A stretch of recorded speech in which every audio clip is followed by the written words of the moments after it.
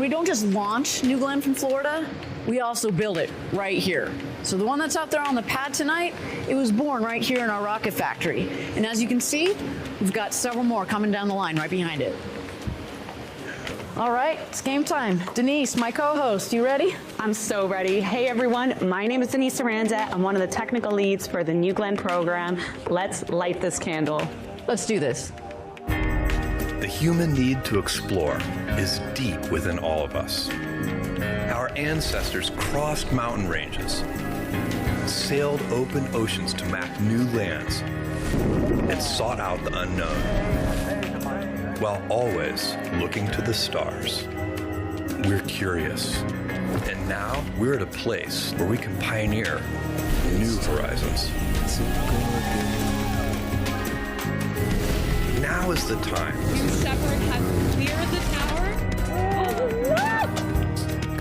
To open the promise of space to all. Guys, we're doing it! And lay the way for generations to come. When our descendants look to the stars, they'll remember this time. When they reflect on where it started, they'll remember this place. And when they honor those first explorers who said, "Let's go," they'll remember these bold steps.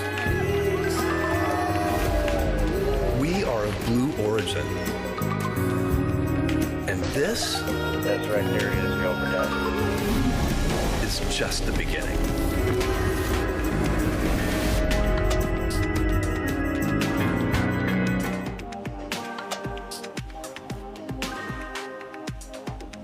Welcome, everyone. It is a beautiful day to launch our new rocket. Denise, thank you so much for joining me.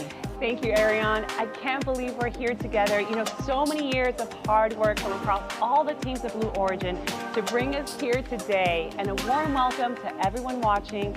I've been at Blue Origin for 4 years, and I just gotta say, I am so thrilled to be here. You were speaking my language, girl. Now, Denise, you're one of our principal engineers on the New Glenn program. I'm looking forward to your insider perspective as we go through launch. What do you think you're most looking forward to tonight? So many things. But I think for me, hands down, it's going to be the noise. You know, so big. Those VE4 engines are so powerful, and it's so close to us. I really think that people all up and down the Cape and Cocoa Beach are going to see something brand new today. And yep, that's what I'm here for.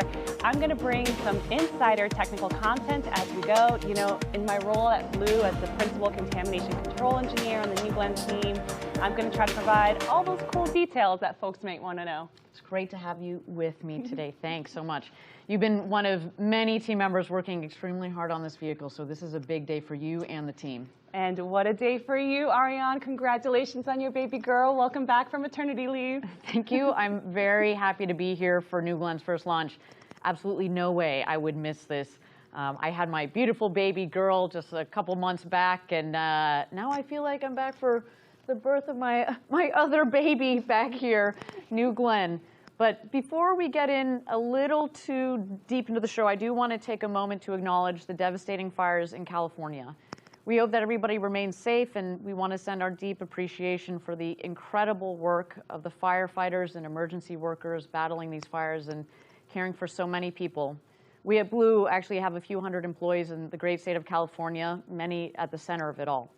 We are Team Blue, and our hearts are with you during this difficult time. Well said. Now, with that, let's turn our attention to the star of the show today, New Glenn, standing proud on the launch tower just a few miles away at Launch Complex 36.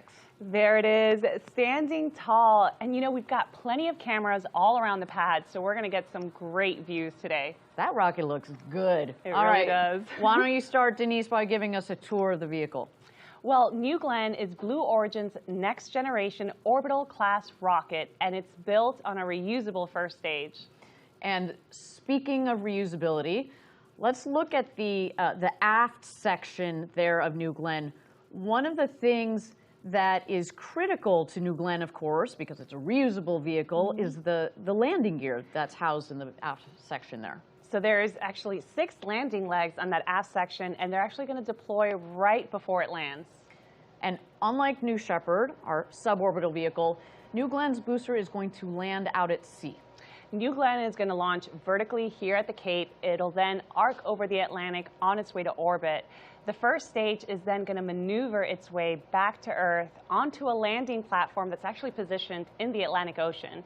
Now, the first stage booster is powered by 7 BE-4 engines, and these are really powerful engines. Each one is capable of over 500,000 pounds of thrust each. So when we combine all 7, we're talking about a launch vehicle with a thrust at liftoff of nearly 4 million pounds. 3.85 million to be exact. Got to make sure our engineers, out there don't call us out. Got to get the sig figs right. But that's just the first stage. And as the first stage is busy landing back on Earth, meanwhile, the second stage is going to continue to orbit. Just for a quick intro for those that are not, really into rockets, when we talk about stages, basically what we're doing is we stack one rocket on top of the other. Stage 1, stage 2. Stage 2 is the bottom. Stage 1 is the Stage 1 is the bottom, stage 2 is the top. Correct, yeah. So stage 2 is actually what's sitting right there on top of the booster on the pad. And what's really unique about the second stage is that it's powered by 2 BE-3Us. Now, these are actually an upgraded design based on the liquid hydrogen and liquid oxygen engines that power New Shepard. And then, of course, there's the crown of the vehicle, if you will, the payload fairing on top. Yep, that's my favorite part, the payload fairing. It sits right on top of that second stage, and it's really a protective cover that takes care of our payload on its way to space. But it's really what's inside the fairing that's at the heart of every New Glenn mission. That's right. So every rocket launch is about sending something to space, and today's launch is no different. For this first mission, that payload is a pathfinder for another Blue Ring program, Blue Ring. It happens to be very near and dear to my heart because it's the program that I help lead. But before we get too deep into that, I am thrilled to say that we've got a couple other faces to meet this evening that are going to be bringing us all the action. So first, I would like to bring in my teammate Maggie McNeese from our government team in DC. She's standing near Mission Control now. Maggie, you there? Hey, Ariane. Hey, Denise. We really doing this? This is happening. We are definitely here at launch day, and you have to be feeling some of the same tingles we are down here. Why don't you situate us to where you are standing up there? What's going on? What is the vibe up there? The vibes are impeccable. I am here by Mission Control. Right down the hallway, as you said before, we've got our launch control. In these rooms are our engineering teams and operators who are going to go ahead and be, looking at all of the data coming off the vehicles. They're going to give us our best chance of success today. Now, we've got a pretty special assignment for you there, Maggie. We're going to have you reporting right up there through the launch to keep us plugged in behind the scenes. What are you looking forward to sharing with us today?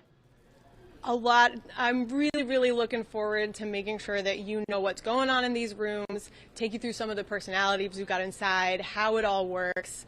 If there are a couple anomalies, we'll work through those together. It's going to be a great time, Ariane. Love it. Thank you so much, Maggie. We're grateful to have you up there and keeping us connected. And of course, we're going to patch you in as we go. Now, let's check in with our broader Blue team.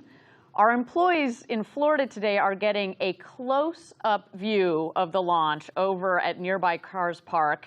Eddie Seifert is there standing by. Eddie, you there? Yeah. Hey, Ariane, welcome. Welcome to the best seat in the house. We've got the best Team Blue behind me. I hope you can hear it. It's pandemonium. How are you guys doing over there? Oh my God, I love the energy. Talk to us. Tell me about the scene. What you're seeing. What's the view? Talk to us. Hey, folks. Papa D here. Just want to check in while we are waiting for the launch this morning. But things here in Florida looking good weather-wise for the launch. Of course, this is the Blue Origin New Glenn NG-1 mission. The maiden voyage for this new class of a vehicle. And we are all looking forward. Sorry for the delay getting online here just momentarily.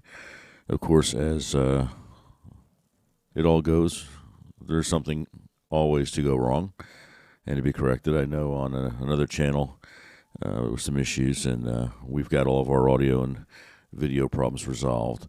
But this launch is tentatively scheduled. The beginning of the launch window, I should say, is 1 a.m. We're talking just roughly 19 minutes out. It is a 4-hour launch window, so the launch will be somewhere between 1 and 4 a.m.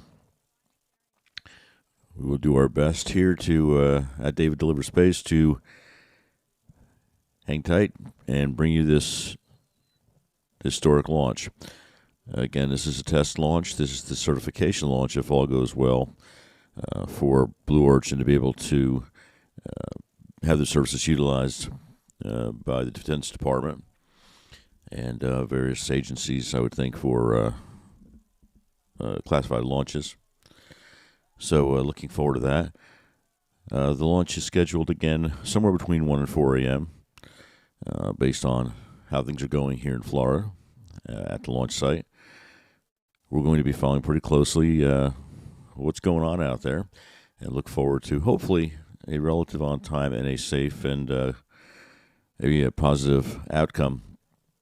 There's also the first landing of this rocket, first stage, out at their autonomous barge landing site just off the coast of Florida. It's a very large ship and something that we look forward to seeing hopefully a very good result with respect to the landing also. But I'm going to switch back over here momentarily and listen to the broadcast that's being provided by the folks over at Blue Origin. I'd like to just real quick thank our subscribers. As always, you guys rock. Appreciate you guys coming with us. We're looking at our account being up around 26,000 now, so we are very blessed to have every one of you that take the time to come out and watch the launches with us. I want to thank if you're not a subscriber, come out and check out the channel. Look around. Please consider subscribing.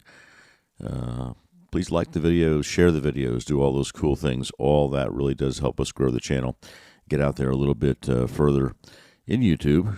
And again, as a non-monetized channel, this is something that I do for the love of what I do. It's not a moneymaker, so every step in that direction is greatly appreciated. And certainly subscriptions are a big help, but believe it or not, the likes, liking the videos, watching the videos, all helps us get closer and closer to reaching that goal. And we appreciate that. Also, our bumper music supplied by Maddness Productions. Appreciate those guys for helping us out, putting that together. And we did run the weather data today. The weather is pretty static, cold and static, but we do have the ability, and we are thankful to have meteoblue as someone who's allowing us to utilize their data. And thank you for that. So, as you can see, the craft is ready to rock. They've been loading fuel for quite some time, unlike the Falcon 9, the SpaceX version. This is not a load and go type situation. They have been loading and topping off the fuel mixture for quite some time because they don't use the super low cryogenic temperatures the SpaceX uses. It's not necessary to put it in at the last minute due to the fuel, its temperature, and packing as much as possible. Great shot there, guys, on the screen of inside the fairing. And against the test vehicle today, so we are not going to be setting anything up of high value, so to speak, high importance, I should say. But we will hopefully have a test flight here relatively soon. So again, thank you all for coming out tonight, or this morning, I should say. And I'll switch over to the commentary from Blue Origin. And again, final big thanks to them for providing this video out for us to share with the public and educate the public. We appreciate the opportunity to provide that video and brag a little bit. Some great things we're seeing these companies do. Great times for commercial spaceflight, many, many companies out there. And we've been looking forward to this launch for quite some time. So good luck to Blue Origin and all the folks over there that have worked so hard to make this happen. So I'll stand by here for a minute, folks, and we will get an update from the people over at Blue Origin. Thanks again for stopping by. We look forward to a very exciting night.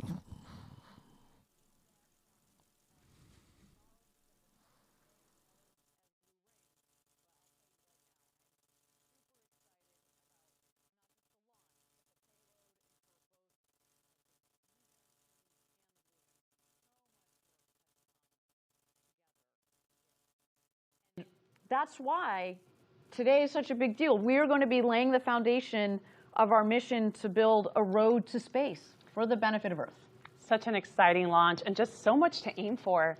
Yes, but to level set again, at the end of the day, we know that we're in this for the long haul. Today is just day one, the beginning of a new chapter for New Glenn. We're going to collect a significant amount of data, no matter what happens.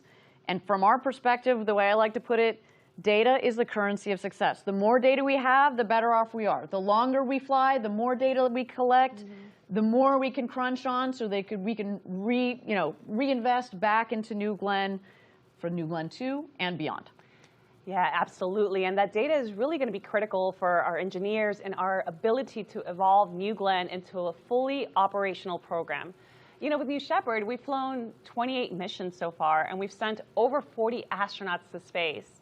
And while we consider that system fully operational, that flight data that we get after every mission helps our engineers fine-tune the system. It helps us refine our procedures, reduces the overall time between launches, and perhaps most important of all, it significantly drives down the cost of spaceflight. And we have learned so much as New Shepard has progressed. And by the way, those learnings all come into play on New Glenn. We've integrated a lot of design and operational lessons from New Shepard into New Glenn. So, and speaking of lessons learned from New Shepard, there's that recurring Blue Origin theme of reusability. New Shepard has, with its booster, of course, one that lands, right? New Glenn, the same deal. But let's point out one big difference. New Shepard lands on a landing pad in the desert, while New Glenn's landing pad is out in the Atlantic Ocean. I should take a moment to note, you know, the ocean, the seas out there have been quite rough for the last several days. So, you know, that is why we took a little bit of extra time to get a really good chance of landing this booster tonight. So a big kudos to our team that is out there operating the Jacqueline. They have been rocking and rolling, with the waves out there for several days, but things are going to get exciting this evening.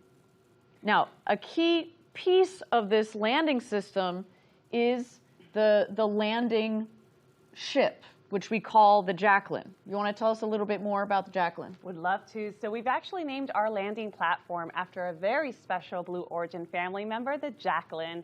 It's right now out at sea, a couple of 100 miles from Cape Canaveral, and the crew that's operating the Jacqueline is actually positioned nearby in a different support vessel. That seems prudent, doesn't it? It does. Just saying. We're also going to, there it is. And we also have a lot of cameras on our ship today, so we expect to be able to watch it live as our booster touches down, and that's just going to be so cool. Yes, it is going to be such a pivotal moment. Our first landing attempt for this rocket. We have got to make sure that that gets captured regardless of what happens. And there's a live shot, a beautiful landing pad there with our Blue Origin feather, just waiting to just welcome home a rocket from space. No big deal. And after that booster lands on the Jacqueline, the vessel is going to transport the booster back to our facilities here at Rocket Park. We're going to do an inspection before flying again. And this is, of course, very important because... You've heard us sing this tune before. Reusable vehicles are how we will radically reduce the cost of access to space.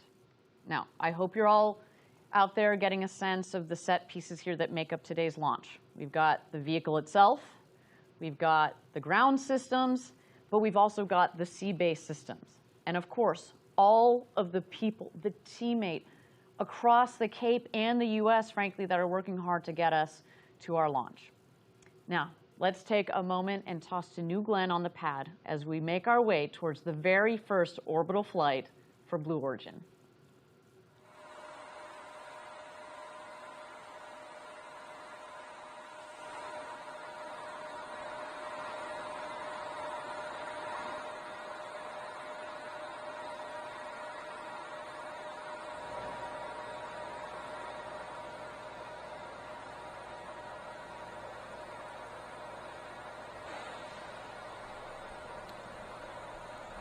All right, folks. As you heard, everything looking good right now. We're just under 40 minutes to T0. Topping off of the vehicle continues with its liquid cryogenic fuels.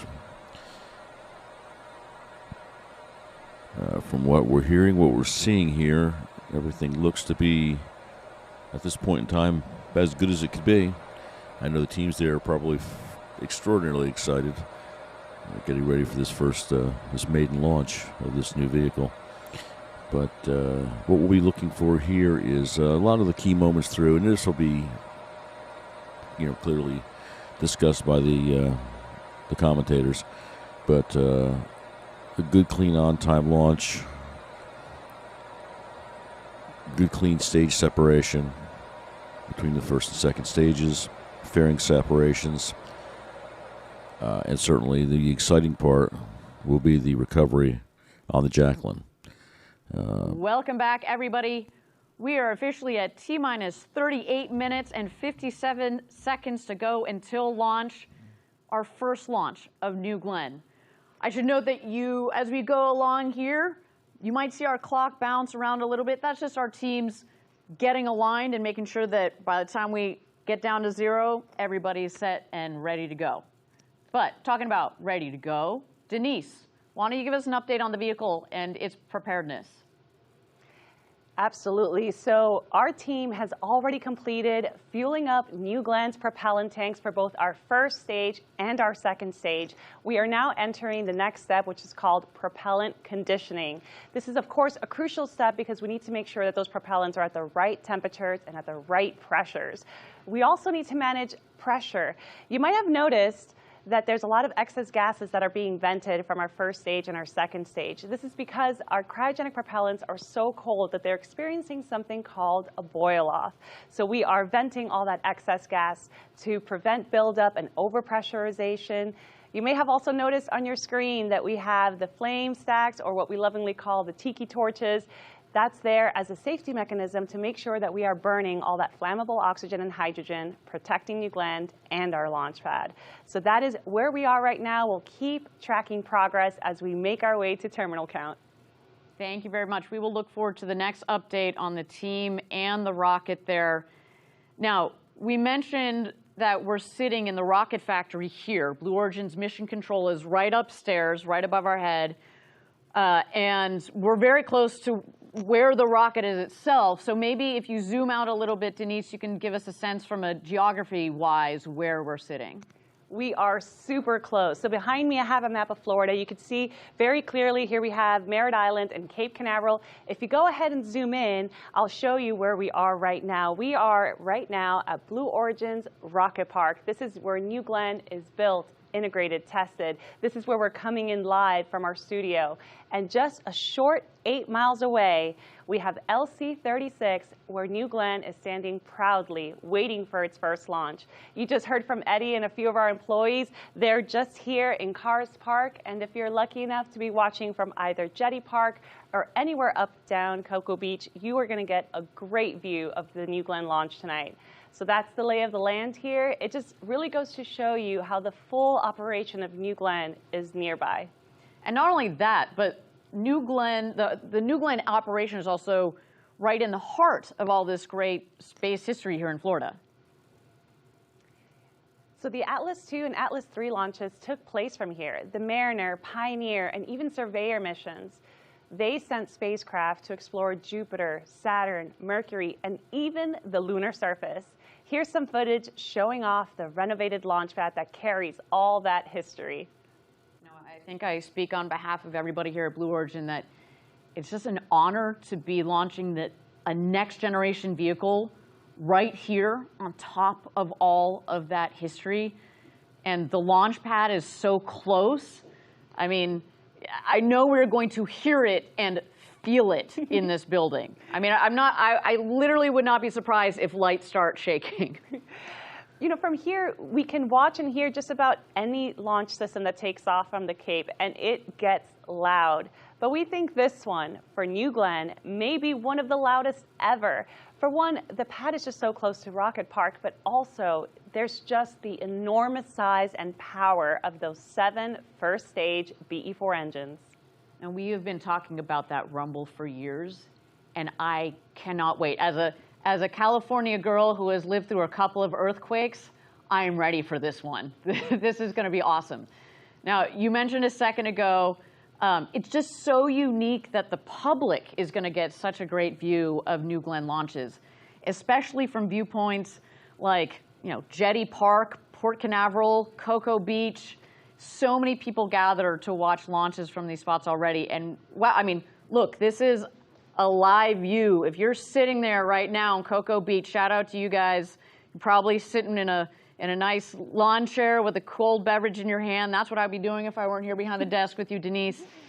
You guys are going to get to see and feel this launch with an insane view. So, you know, other than maybe tripping some tsunami warnings, y'all are going to have a great evening. There really is nothing better than a beachside rocket launch. Well, and weather permitting, it's not just people down here in Florida. People in the region, kind of the southeast region of the U.S. You see this image right here. Look, that's going all the way as far north as, you know, North Carolina. Several states north are going to be able to see this launch during different phases of flight based on where you are. So a little bit of a guide here. If you guys are all still up, you know, it's a bit late here on the East Coast, but this is an exciting launch. So shout out to you guys as well that are watching live from the East Coast. All right, everybody, we're at T-minus 33 minutes and 30 seconds to go and counting down to our launch window opening at T-minus 0 for New Glenn's first launch. Denise, I cannot believe I'm saying that. We've been talking about this such a long time. It's just wild. Now, again, this is our first flight. We have prepared rigorously for it, but I want to reiterate, our key objective today is to reach orbit safely. That in itself is a big deal, and anything beyond that is a bonus. That said, we also know that landing the booster would be very cool. We also know that it is very ambitious to do this on the first time, but we're going for it. And no matter what happens, we are going to learn a lot, we're going to refine, we're going to apply that knowledge to our next launch and beyond. It is an exciting day, and we are so glad that you, our audience, is here to join in on all the action and all the excitement. Okay, while we've got a moment, we've got this beautiful rocket on the pad on our screen.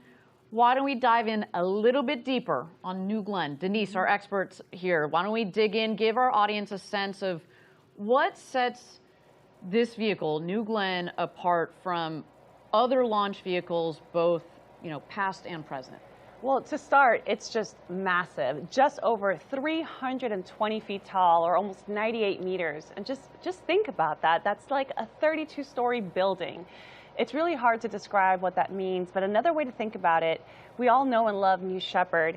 Picture 5 New Shepards stacked one on top of the other, and that's approximately the height of New Glenn. And that's remarkable when you think about that jump from New Shepard to New Glenn. Just that size. Oh, say, there you go. You see this great image on our screen here that gives you a sense. That's we talk about step by step ferociously. That's a big old step we're taking tonight. It's also amazing to think that New Shepard technically could fit as a payload right inside of New Glenn's fairing with room to spare on the sides. And as fun as that would be, we don't really need to ship New Shepard off to another planet anytime soon, as far as we can imagine, although that would be a pretty cool, sneaky, you know, 3rd and 4th stage if you count that capsule in there. But that said, we make this point because it speaks to future capabilities, like moon landers, other large vehicles that are similar in size to New Shepard. you know, it is incredible that fairing volume and the size, what it's going to enable as we build this road to space. Now, it's not often that you get to stand next to a massive rocket like that on a launch pad, ready to go to space. But you and I had an amazing opportunity. This is just a day or two ago.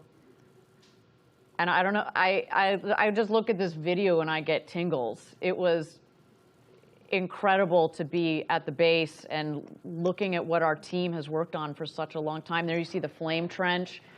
Smoke and fire, baby. That's what we're looking for tonight. I get chills every time I watch that. I mean, that was just so incredible. That's not something that I will likely forget anytime soon. It's just so tall when you're standing right next to it. Yeah. Well, that tall rocket is going to space tonight. And you all are going to be here to watch and cheer on with us. It's a big night. That's all I can say. Yeah, I mean, hopefully that'll give you a key differences between a vehicle like New Glenn and others that have lifted off from this pad in the past. I think there's another key thing about New Glenn, and it really is that reusability aspect.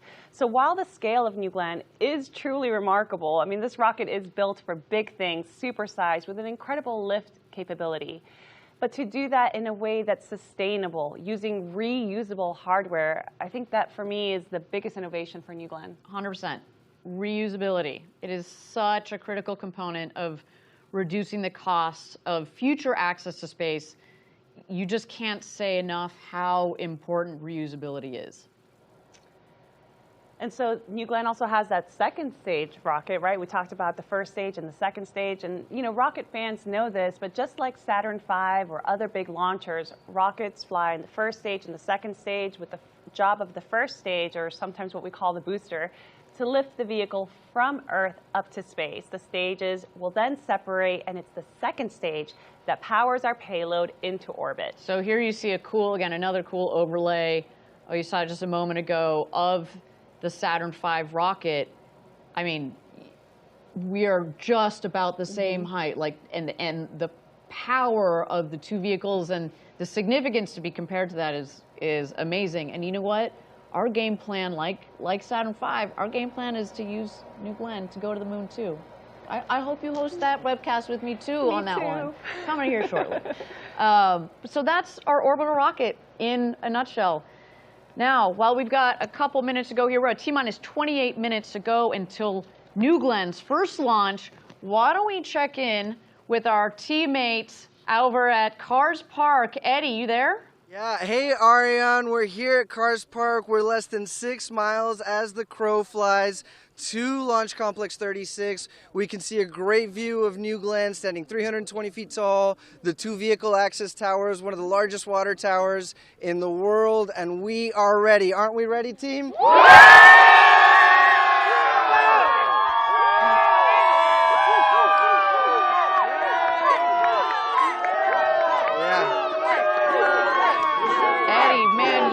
Quite the crowd down there, and I feel like it's grown exponentially since we saw you last. And not just current employees, but their kids and future Blue Origin employees are all out there psyched for this first flight. We've got our New Glenn patch. What are you hearing the employees talk about? Well, so listen, we're looking forward to the rumble of the BE-4 engine. We're going to hear it. We're looking forward to the blue streak across the dark sky. And we've got, you know, the flags, the emblems, the swag. We're very proud to be here. We're very proud to be sharing this moment with our community, right? The word that everybody keeps using tonight is grateful. How grateful we are to be here, how grateful we are for each other, and how grateful we are for the Space Coast that has accepted us. So a lot of these folks have day jobs here in the factory, and you're not far from us, but describe the view you're getting. How is it different from what people will see from here at Rocket Park? Yeah, we've got an unencumbered view of the launch pad of New Glenn. We'll be able to see that arc as Blue Ring heads on its mission, and we're very excited about that. The air is electric here. We're just buzzing with excitement, and we're thrilled to be here, really. I'm not going to lie, I'm a little jealous that you guys are going to get such a straight-on view of the launch pad. Oh, not complaining. Denise and I have a pretty great seat here too, but thank you, Eddie. We'll be checking in back soon with you there again down at Cars We've got Park. one more chant for you guys. We're going to get loud for you.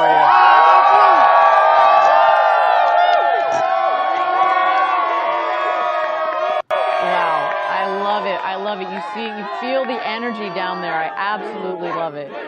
Now, one employee on the New Glenn team that is not down there with Eddie, and I do want to give a special call out to our program leader for New Glenn, Jarrett Jones.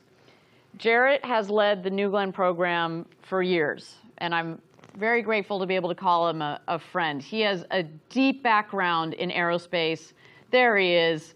And he's been instrumental through the build up to today's launch. I mean, there you see him just a moment ago, and let's see, can we point him out here in launch control? Yes, he is there, kind of that first row, bottom left. There you go, checking in, got his eyes glued to his screen, talking to one of our long-term core employees here. We got Mark Featherstone, who has been also leading this program for a long time. And man, and you saw that image just a moment ago with him in front of the New Glenn. That was the day that we installed the 7 engines on New Glenn for the first time. And I'm pretty sure he is absolutely psyched. You also see the gentleman in the center of that front row in the green sweatshirt. That is Dave Limp, our CEO, who joined us just about a year ago. And man, talk about sparking some fire. It has been wonderful to have him on the team with us, and he is clearly absolutely dialed in. And last but not least, in between Jarrett and Dave, Jeff Bezos, our founder, who of course has been thinking about this day for many years. And I should also throw in a special happy birthday to Jeff. What a day. I wouldn't mind having a rocket launch on my birthday, but this man deserves it. So much patience, commitment, passion for what we're doing. It's just, we are very lucky, Denise, to have such a leadership team here supporting us at Blue as we go through all of these programs and getting them off and going. But at the middle of many of them and the core to making a lot of this work, New Glenn. That's why today is so important. Okay, everybody, we're at T-minus 23 minutes to go until launch. It is so great to have you all joining us for today's inaugural launch. We have folks tuning in from all over for this big day. And of course, we had Eddie and the team down at Cars Park. But we also wanted to give a nod to a couple special groups watching from across the nation. We've got employees tuned in at multiple sites, checking in and rooting for New Glenn. As I mentioned, not only do a lot of our employees work on multiple programs. There we go. We got Kent. We got Huntsville. I love it. Kent, of course, our headquarters. I see you guys. Huntsville, where we build all of our engines, our BE4s, our BE3Us. And of course, Blue Ring.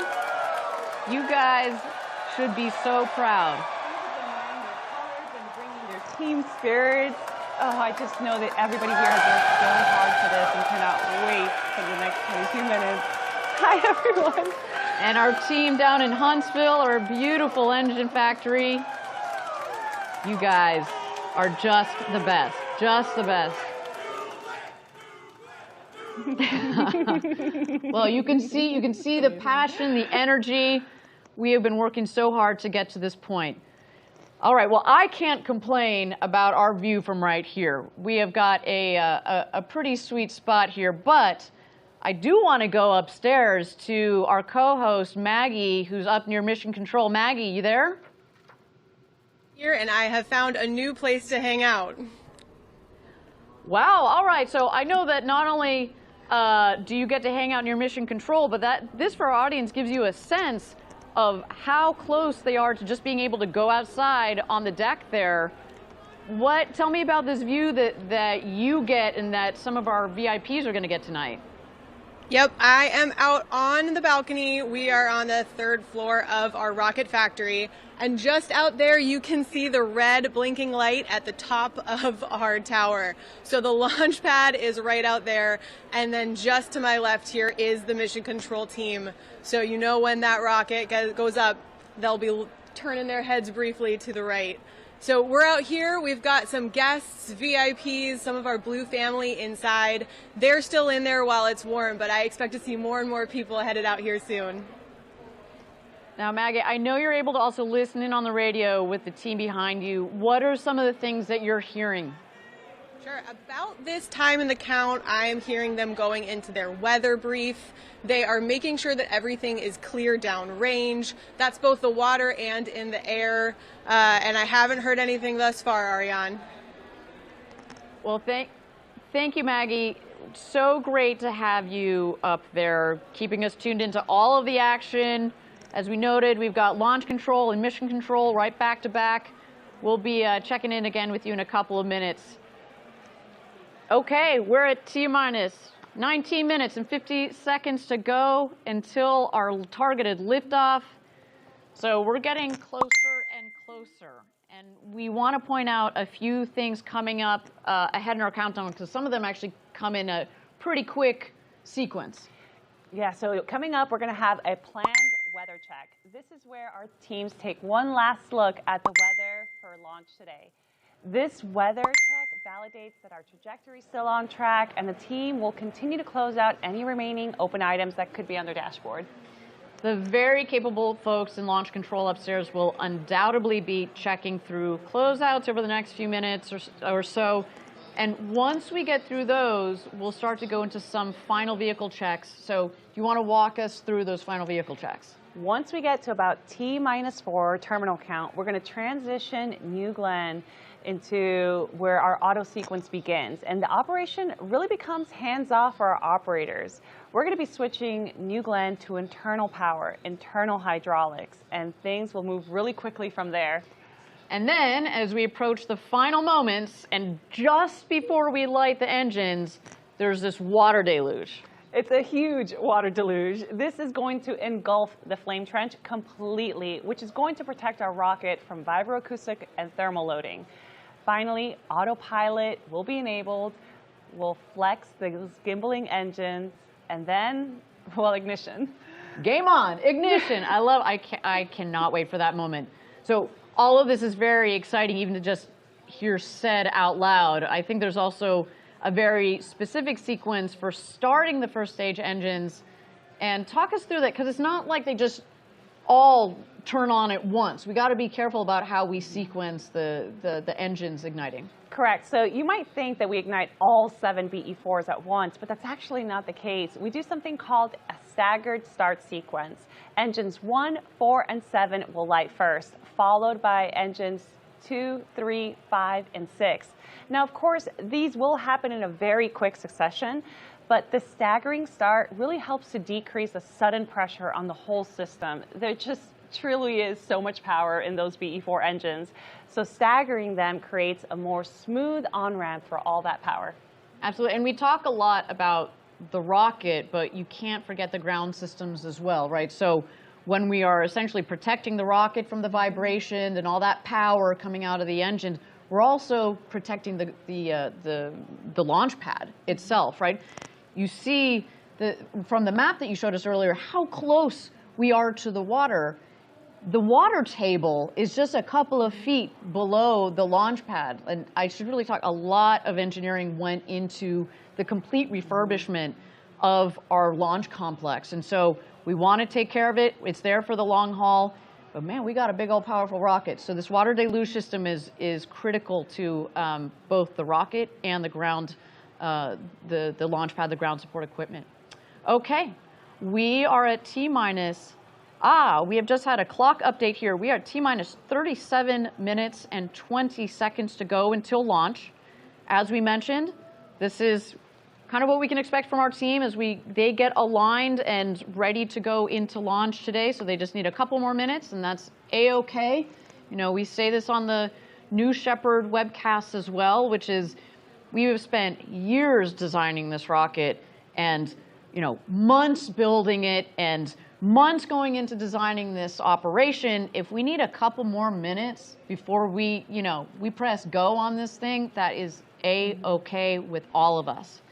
So with that, why don't we take a moment here to check out this beautiful New Glenn rocket on the pad, getting ready for its first mission to space ever.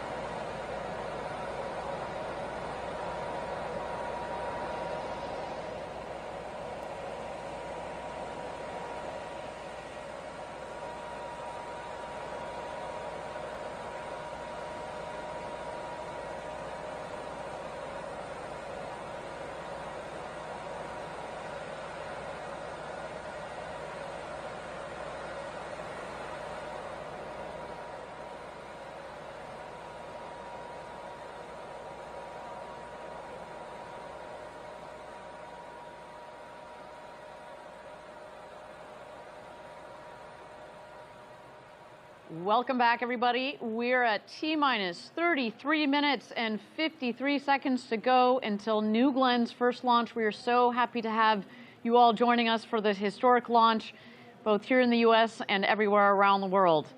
Denise, tell our audience, where are we up to in the preparation of our vehicle? So right now we're completing a systems functional check for New Glenn, and this is critical because we're ensuring that all of our systems are operating nominally. We're going to verify propulsion, avionics, guidance, communications, and even safety systems. Our engineers are also running diagnostics on all the BE-4s and BE-3Us. We're checking flight computers, we're checking telemetry. We're also going to do one final comm check. This is really crucial because we want to make sure that we're getting the right data between the rocket and the ground, as well as verifying the signal integrity. Now coming up, we're going to do one last weather check. This is where we get real-time data on wind speed, direction, temperature, humidity, cloud cover, lightning, even thunderstorms.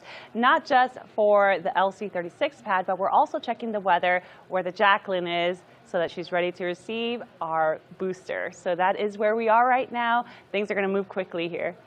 Thanks, Denise. And yeah, we should reiterate again, the weather, we got to take into consideration the weather here, but also downrange where the landing ship is, the Jacqueline. We've mentioned it earlier. Of course, that was one of the reasons why we needed to take a little bit more time before getting to launch this evening. The sea state out there, it was a little rough. They were rocking and rolling. And we want to give our rocket the best chance of coming into land and sticking that landing on the Jacqueline. There is the Jacqueline ready to receive the first stage of New Glenn so we can take it back home, refurbish it, put another payload on top, and go again.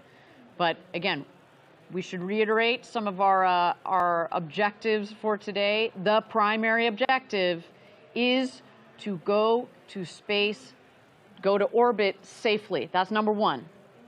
And if we happen to land this booster, as we mentioned before, there are going to be a lot of people losing their minds, mine as well. So stay tuned for that.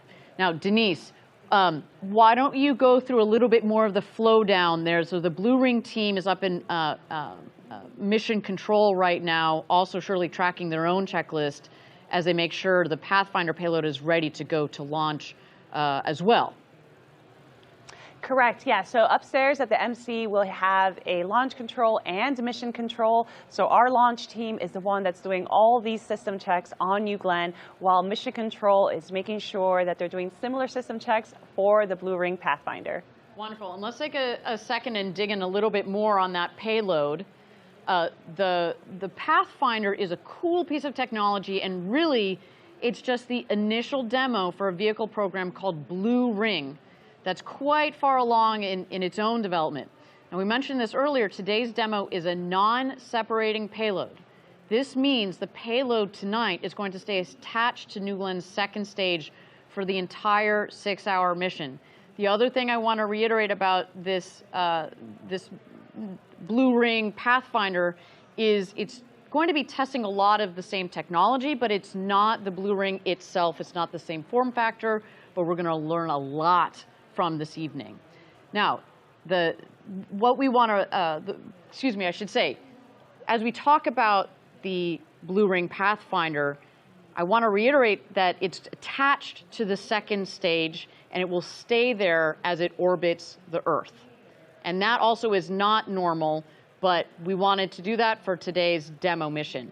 Now, today's demo mission on the Pathfinder is going to prove out some important components of our future vehicle, Blue Ring.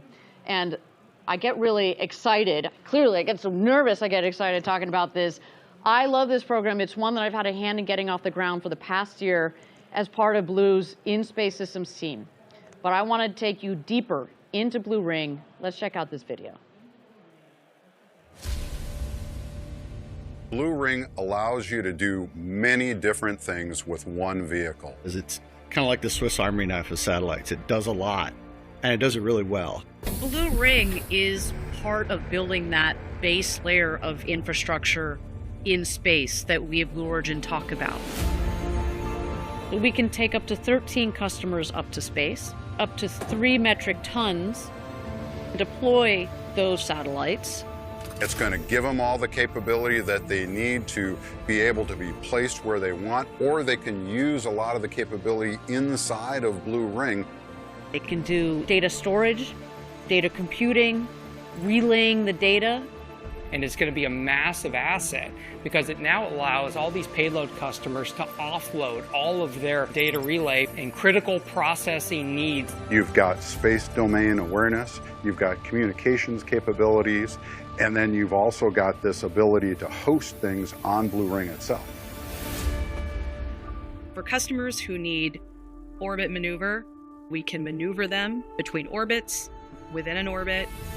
We can have nominally 3,000 meters per second of delta V with this vehicle, and in some configurations all the way up to 4,000 meters per second. And it has dual propulsion systems, meaning that I can use the chemical systems for really fast maneuvers, but then have electric propulsion for all of the station keeping and low energy maneuvers. A lot of our work is going to be done in geostationary orbit for sure. But we've got capabilities to go out to cislunar orbits and interplanetary. Blue Ring Pathfinder is going to be on our first New Glenn flight, which is really exciting. This first mission, it demonstrates our space-to-ground interfaces. So it proves out that we can command our vehicle on orbit, can receive data from the vehicle. We'll be testing out and demonstrating a lot of the capabilities that will be hosted on the Blue Ring vehicle as a whole.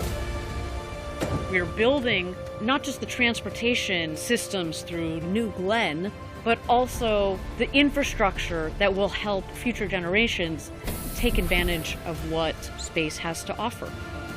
Blue Ring is going to multiply what we can do in space and create the infrastructure like nothing else.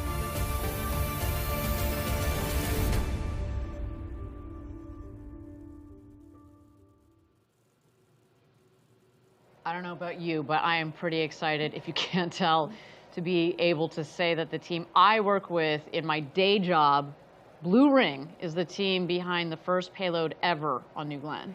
It is so, so cool. Thinking about the way a vehicle like Blue Ring will open up access to space. I mean, that's really what it's all about. That key aspect of today's mission is that demo of space-to-ground communication capabilities for Blue Ring. You got it. The Blue Ring Pathfinder will be testing its ability to send commands to the spacecraft, receive telemetry, and edge processing software that will demonstrate local autonomy and machine learning that will be part of the storage and compute mission kit that's going to be flying on all of the future Blue Ring vehicles.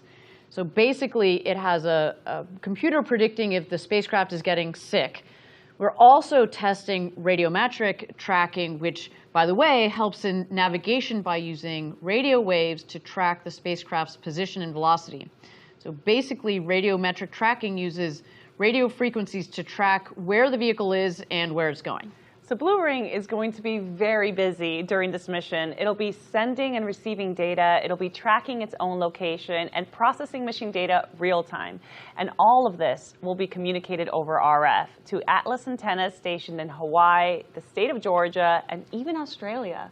Yeah, these ground stations will collect telemetry and radiometric data, which is crucial for understanding how the spacecraft is performing and navigating in highly elliptical orbits in the MEO range. Now, this is unique because it allows the spacecraft to spend a significant amount of time over specific areas of Earth, making it an ideal orbit for certain communication and observation missions.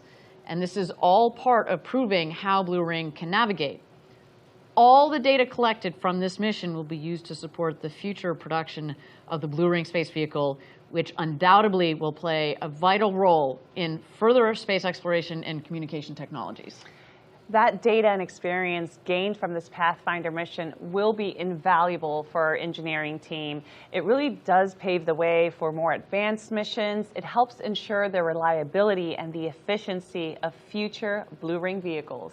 There you have it, folks. Now, Blue Ring Pathfinder is supported by the Department of Defense's Innovation Unit, or DIU. And let me tell you, we're so thankful for their involvement today.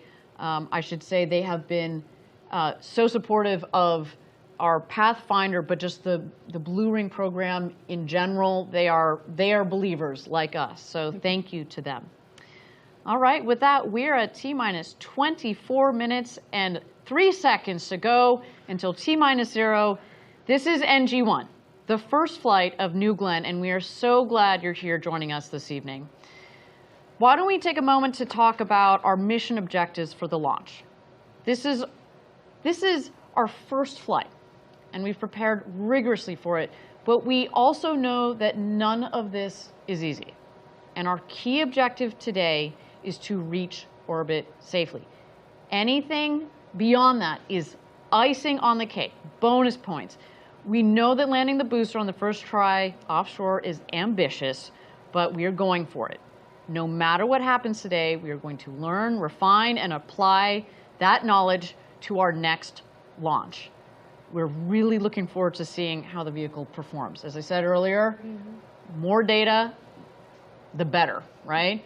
We've pushed every single part, component, system in our testing well beyond its limits by design, but we also recognize that no amount of ground testing or mission simulations can replace the real-world conditions of flying this system into space, which is why we can't wait for the mission to get underway, see how things perform, and apply all the lessons learned to our next launch and beyond. It is an absolutely thrilling day. Again, we're so glad that you're here to share it with us.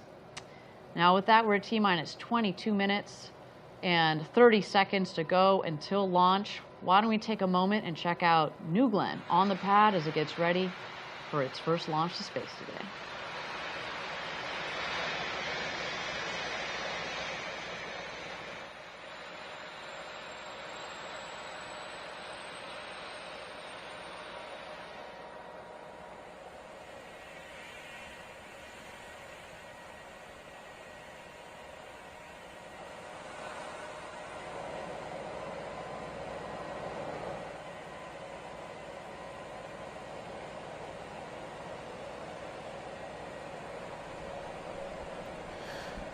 All right, folks. Just checking back in here shortly while we have a little break in the action. Again, this is the launch of the maiden voyage of the New Glenn by Blue Origin, NG-1, New Glenn 1. And it's carrying just a simple payload today, test payload, as you just heard from the commentators. Basically, the computer, it's going to keep an eye on things, status of the vehicle, any anomalies, but that's the purpose, and that will stay attached to the second stage. It will not be released. What we have, though, is a little delay. Originally, the launch was somewhat scheduled at the beginning of the launch window, which was 1 o'clock Eastern Time. And Thank we're you looking again, at for joining us. We are at T-minus 20 minutes somewhere and 50 closer seconds to to 2 go until New Glenn's first launch. What a day We'll for check us. back in with the commentators. It takes many, many smart people to bring a vehicle like New Glenn together. And one of those great people that I've had the pleasure of working with over several years is someone who now leads up customer integration for New Glenn. That is Blue Origin's Laura McGinnis. Laura is the Vice President of Mission Management for New Glenn. Now, before Blue, Laura spent time in a similar role with United Launch Alliance. She also had quite the career at the Air Force. And I had the pleasure of chatting with her just for a few minutes, just a little bit earlier, to hear what customers can start to expect from a vehicle like New Glenn. Let's listen to that chat. Laura, thank you for taking the time, especially on such an important day, to give us a tour of the factory. This is kind of like your second home, I imagine, for the last couple of weeks. Absolutely, Ariana. We're so excited about this factory and super excited to show you all a little bit about it. Well, so talk to me a little bit about what we got going on here. We've got multiple rockets coming down the line. Yeah, all kinds of things going on. So the basic layout is that the raw materials comes in from the south side of the building down here at the end of the aisle.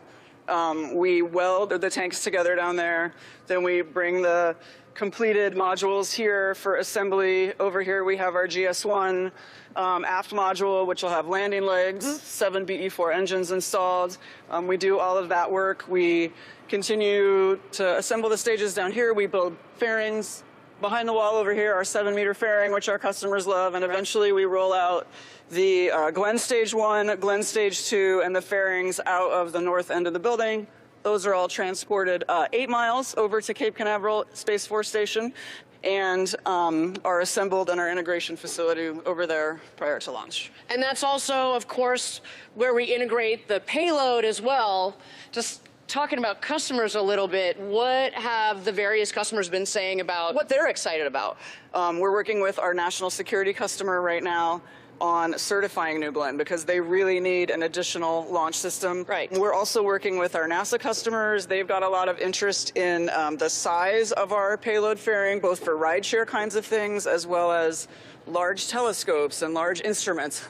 Commercial customers are thrilled about our capability of bringing many small spacecraft to LEO. And we've already been doing some integration precisely with these customers. How has that process been going with our customers? We know our customers make us better. So these customers, many of them have been launching different missions, different systems for years and years, and working with them to understand their needs, understand how we can adapt our system to best meet their needs. So that's kind of the longer term work that you and your team have been doing. But let's get back to NG-1 for a second. What have the last couple of weeks been like down here at the Cape? It's not simple to take this whole system into a successful vehicle. I would say one of our best learning opportunities was our integrated launch vehicle, Hotfire. Video was real. Yeah, it was awesome. Beautiful, was awesome. Glowing blue is like a, all right, this is game time. Totally, yep. This launch, NG-1, what are you most looking forward to? When it is go time, when the rocket lifts off, what do you think that's going to feel like? I mean, I will say I love that final 4 minutes when we pick up terminal count and we're counting down and the room is super quiet, the energy, the excitement, the moment, and then feeling that lift off, seeing it on its way over the horizon, and then hearing that final call out that we have inserted our payload customer successfully into orbit is like just an amazing moment, and I can't wait for it. I know New Glenn's going to do it. It's going to be a great day.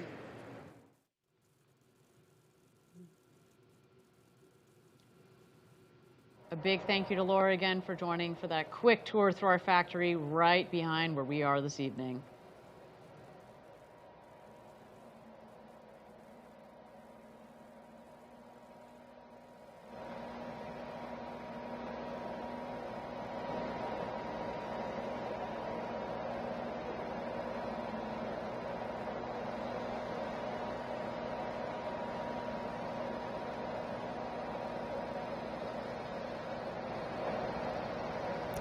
All right, folks. Papa D here. As you can see, we've got another adjustment to the launch We are count. T-minus 31 minutes launch and clock at 6 this point. seconds to go until NG-1. We continue to tick down towards our first launch. I will mention again, you may have seen we went down and then we added some more time to the clock. That is just fine. That is our team taking a couple more minutes to make sure that all of their procedures are aligned as we tick down towards T-minus 0. So you might see a little bit more of that happening here. While we've got a little bit more time, why don't we talk about the flight profile for this evening's launch? What is that going to look like as we see this vehicle fly today? We've imagined New Glenn's flight for so long. We've looked forward to this day, and I'm so excited just to see another vehicle of this size flying from the coast of Florida. We're going to be feeling the power of those BE-4 engines here in the studio very shortly. After liftoff, there are a number of important milestones in the flight that we'll be tracking. So let's go ahead and take a detailed look at what New Glenn's first flight is going to be like. New Glenn lifts off from Launch Complex 36 on Cape Canaveral. 7 BE-4 engines will ignite and propel the rocket upward with over 3.8 million pounds of thrust, or roughly 17,000 kilonewtons. The vehicle will quickly reach supersonic speeds as it climbs through the atmosphere.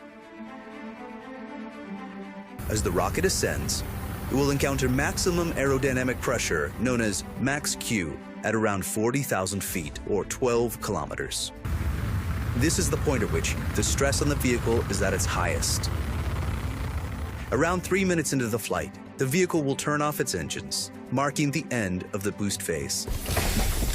Shortly after, the reusable first stage will separate and begin its journey back to Earth. 2 BE-3U engines on the second stage will ignite and propel it onward into orbit with the payload. The reusable booster reorients in the vacuum of space using its reaction control system. At 220,000 feet or 67 kilometers, it executes an exo-atmospheric deceleration burn using its center 3 engines. These engines gimbal for maximum control of the booster. This burn slows the vehicle down before re-entering the atmosphere. As it descends, the booster's strakes and fins work together to slow it down and guide it autonomously back to Earth, landing on a vessel at sea. At around 9,000 feet, or just under 3,000 meters, the first stage begins its final landing burn. The 3 middle engines will light for 20 seconds, slowing the vehicle in preparation for the final descent. The 2 outer engines will turn off, and the center engine will execute the final controlled maneuver onto the landing platform.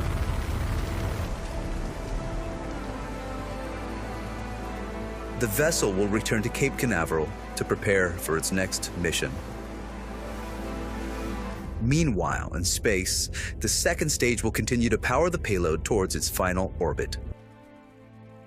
At around 400,000 feet or 120 kilometers, the payload fairings will jettison. New Glenn will deliver an unprecedented range of payloads. Large satellites, dual payloads, orbital vehicles, large constellation dispensers, even moon landers destined to establish permanent human presence on the moon. This is New Glenn. This is how we will build a road to space.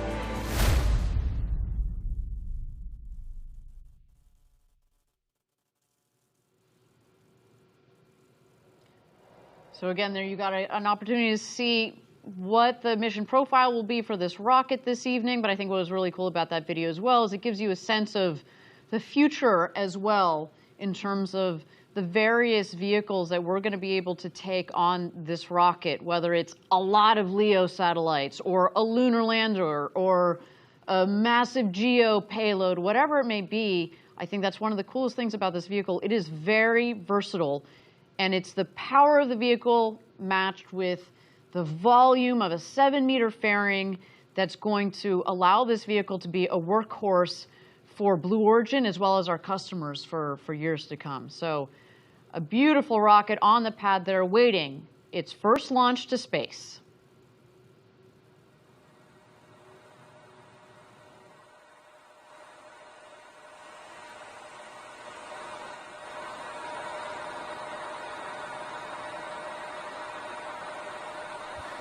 All right, folks, again, we've had 2 adjustments to the T0 clock already. At this point, we're looking at a T0 just a little bit after 2 a.m. Eastern time here in Florida. And that's about an hour removed from the original T0, which technically was just the opening of the window.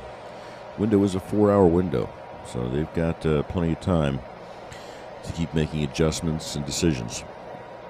At this point, we're just going to stand by. Everything looks, from what we're being told, ship looks healthy.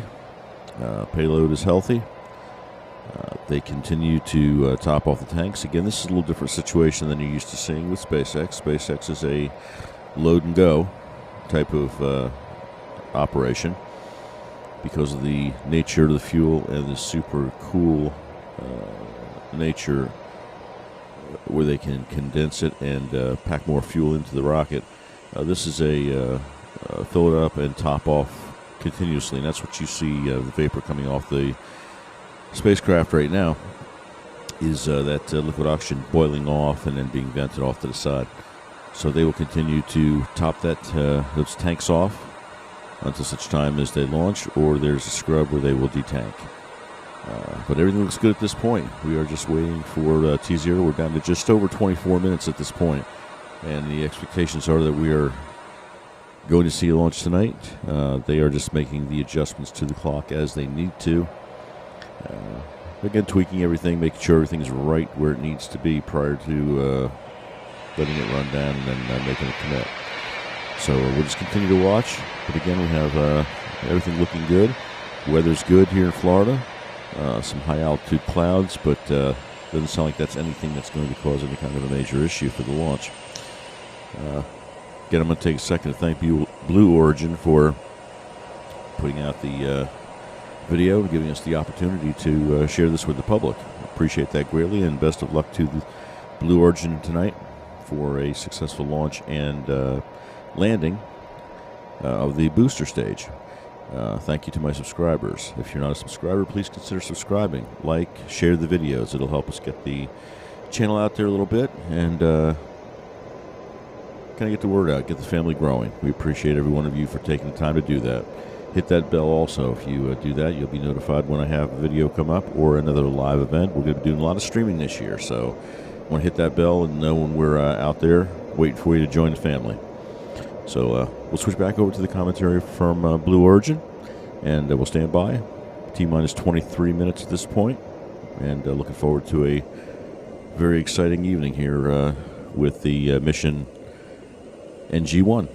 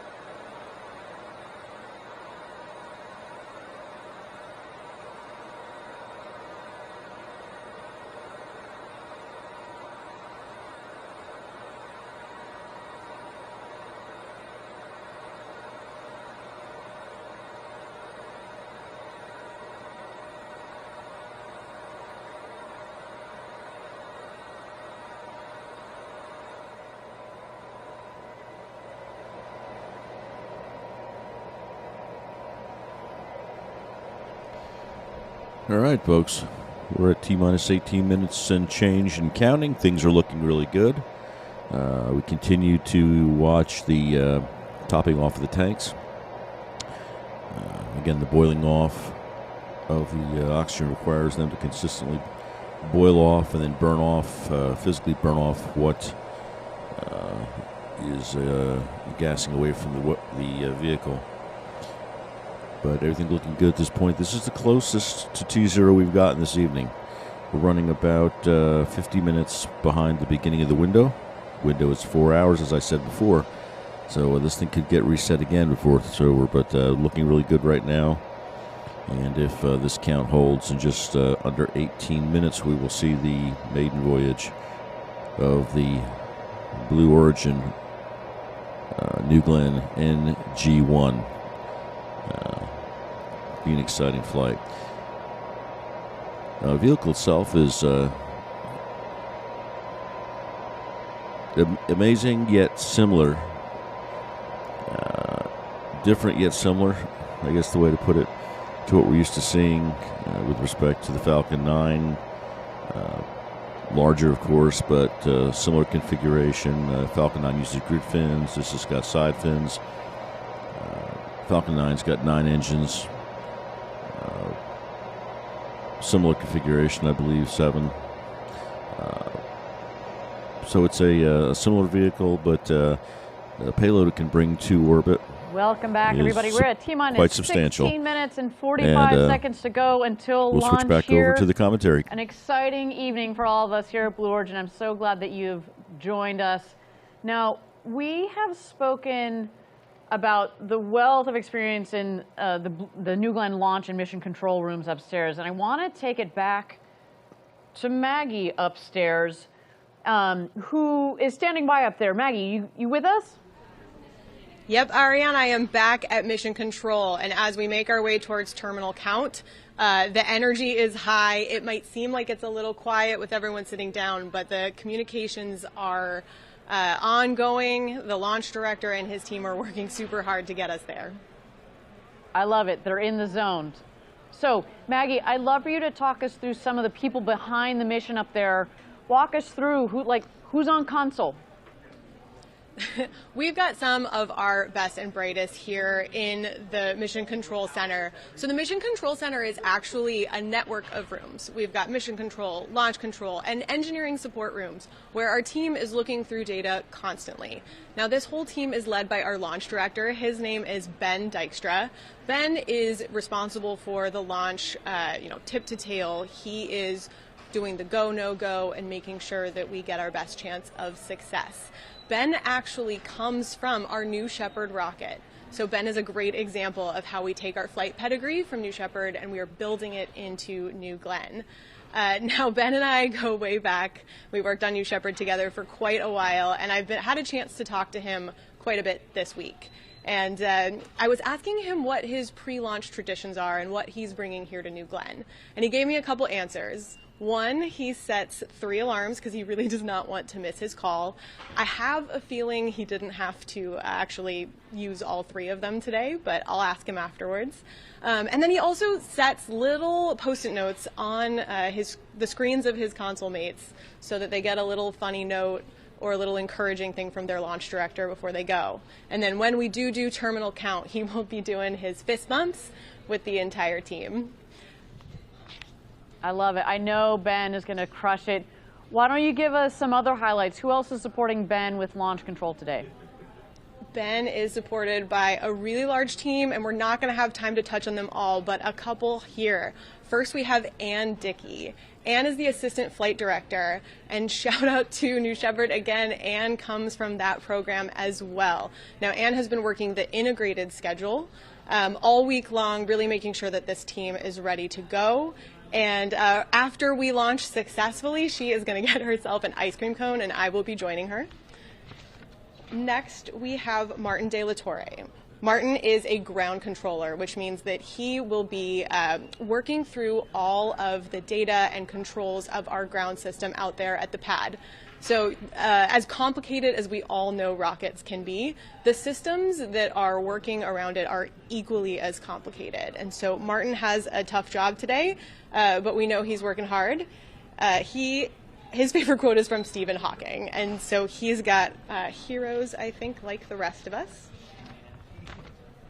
Next, we have Stephen Shelley. Now, again, you talked about the Jacqueline a little bit earlier. That's our offshore vessel, and Stephen Shelley is our offshore recovery lead.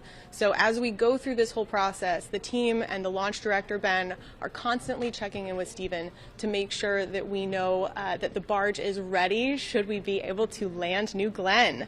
His launch day ritual is actually the same as Ben, another 3-alarm guy. So we'll be asking him as well. And then last, but certainly not least, we have Megan Lewis. Now, Megan is one of our 2 primary launch controllers, which means that she has control authority over a lot of these major systems on New Glenn. Megan is from Utah, and in a very sweet story, Megan is actually wearing a bracelet today that her grandfather gave her grandmother with charms for every Apollo mission that he worked. So a really incredible legacy of spaceflight in that family, and they're bringing it to the Blue family. So we're really proud of them today. Megan Lewis and team, led by Ben Dykstra, are getting it done. I love it. Just some wonderful stories, and each one of them has their ritual. I'm glad that seems like their alarm system has worked, because yes, they are all on console and ready to rock and roll today. That's a good thing. So, hey, Maggie, stay plugged in up there for us, and we will keep checking back in with you. All right, everybody, we're at T-minus 11 minutes and 40 seconds to go until launch. Why don't we take a moment here and send it over to the pad and check in on New Glenn as it gets ready for its first launch to space today.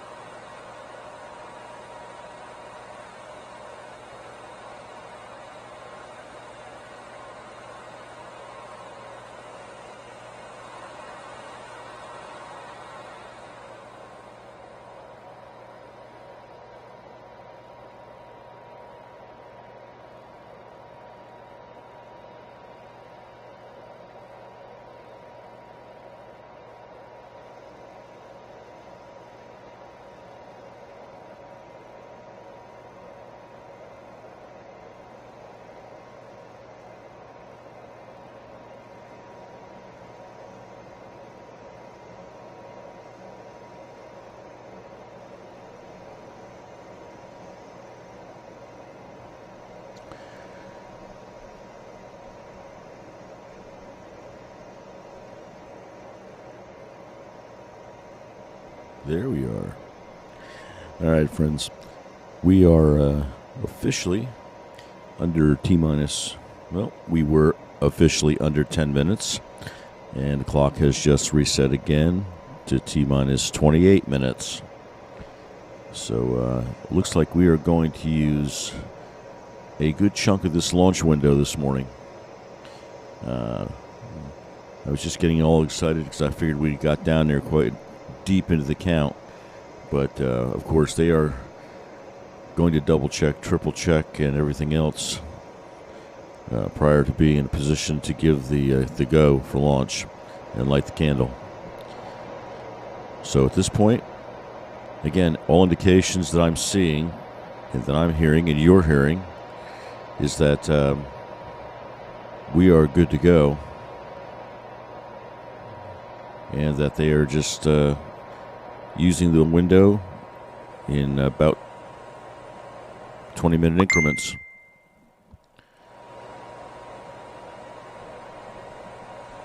So we'll just keep an eye on things. For right now, we're just standing by, getting awesome content and commentary from the folks out at Blue Origin. Thank you to them for that. And we'll just stand by and see if we can get through this next delay and light the candle. Going to be an exciting launch and recovery, we hope, that we'll get to see sometime before breakfast. All right, folks, be back once we have another update. Again, just standing by. Thanks for staying in there.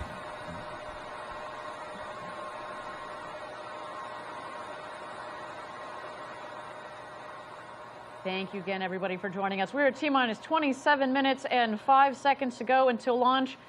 You may have noticed that we've added some more time to the clock. As we mentioned before, this is just our teams getting aligned, making sure that each of the separate sub-teams have all gone through all of their checklists, make sure that everything is in the green, making sure that the weather here at the Cape and downrange, everything is within bounds. So again, if we need to add a couple more minutes, that is quite all right with us. But while we've got a little bit more time, I would like to check in with my colleague, Eddie Seifert, out there at Cars Park, where he's joined by Team Blue Origin, here, our team that's based here in Florida. What you got going on down there, Eddie? Yeah, hey, Ariane, welcome back to the best seat in the house here at Cars Park. I'm with the Smith family. We're working at Blue Origin, and working on rockets is a family affair. I'm with Father Mike Smith, son Corbin Smith, and granddaughter Elizabeth. Elizabeth, tell me, you've sent a postcard to space, is that right? Yes. And tell me, what was on your postcard? There was rockets and planets. Rockets and planets on the postcard. Now, Corbin, how did you get your start at Blue Origin? So I first started up in Huntsville, where I worked with an amazing team on the engine crew, building BE4 and BE3U. Now I'm here down at Rocket Park, building the thrust structures for GS2. Excellent. Must be special to be working on that GS2 rocket out there. And Mike, how about you? How did you get your start at Blue? Well, it was my son that actually encouraged me to apply, and we got hired around the same time, and it's been awesome being able to work with him on different projects. We get to talk about work at home and do different things. We bleed blue at home. Excellent, excellent. And Elizabeth, tell me, what are you most looking forward to today's launch? For the rocket to go up in space. Well, I think we're going to end on that note, Ariane. We're looking forward for that rocket to go to space. Let's send New Glenn to space. Let's light this candle. I love it. It is a family affair, and I think I love seeing the different generations there, father, son, pair working at Blue. I look forward to seeing that little firecracker, that little girl joining us in a couple of years here in the future. It just speaks to, you know, it takes years to build these rockets, and that's what we're here to do at Blue. We're here to build these rockets that are laying the foundation for building the road to space, right? And so that children like her can pick up the torch and build on top of that. We're setting forth so that they can build infrastructure in space, and really, it's all for the benefit of Earth. Well, with that, thanks, Eddie, for checking in with us. We are at T-minus 24 minutes and 10 seconds to go until launch. Let's check out New Glenn on the pad as it gets ready for launch this evening.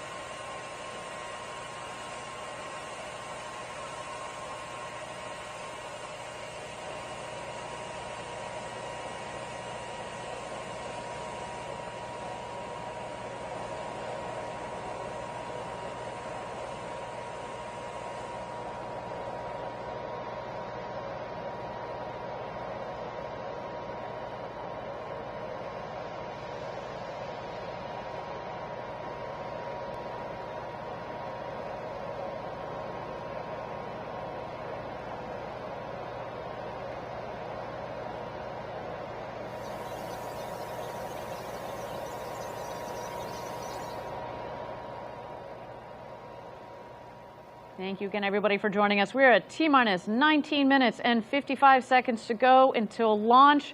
New Glenn looking good there on the pad. We saw some beautiful views, as Denise has talked about. All the propellants are nice and chilled down. You saw the big, beautiful Blue Origin word mark and feather on that rocket. She is looking beautiful. But we do have a little bit more time here. Why don't we take a moment to talk about the BE-4 engines. We're looking at the vehicle right now at the base of the vehicle. Oh, that's a pretty shot right there. You see the 7 nozzles of the 7 BE-4 engines. You want to tell us a little bit more, Denise? Yeah, so New Glenn is powered by 7 BE-4 engines. Now, these are the nation's first reusable, oxidizer-rich stage combustion booster engines. They use liquid oxygen and liquefied natural gas, or LNG, which is essentially a commercial form of methane. Yeah, and we selected LNG because it's cleaner burning and more efficient than kerosene, or also known as RP1, rocket propellant 1. That's what a lot of rockets use. It's also low cost and widely available, which is really important when you're doing lots of launches, which is our intention for this New Glenn program. I should also note that we have done a ton of testing on the BE-4 engine, and we also want to keep those costs down as well. All of it adds up, right? And one of the coolest aspects, though, about LNG is that it can self-pressurize its tank through a process known as autogenous repressurization, right? So this eliminates the need for costly and complex systems that use helium, which is pretty rare. So normally you got helium and other gases in there to push the pressures properly through the engines to get them ready to go.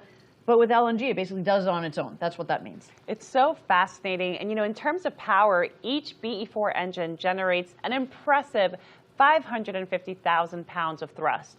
So when you combine all 7 engines, New Glenn produces about 3.85 million pounds of thrust at launch. And just to put that into perspective, that's roughly half the thrust of a Saturn V rocket, which took humans to the moon.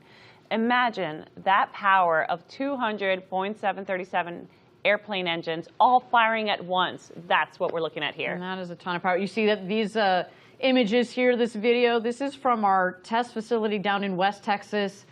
And man, oh man, I have been down there actually for one of these tests.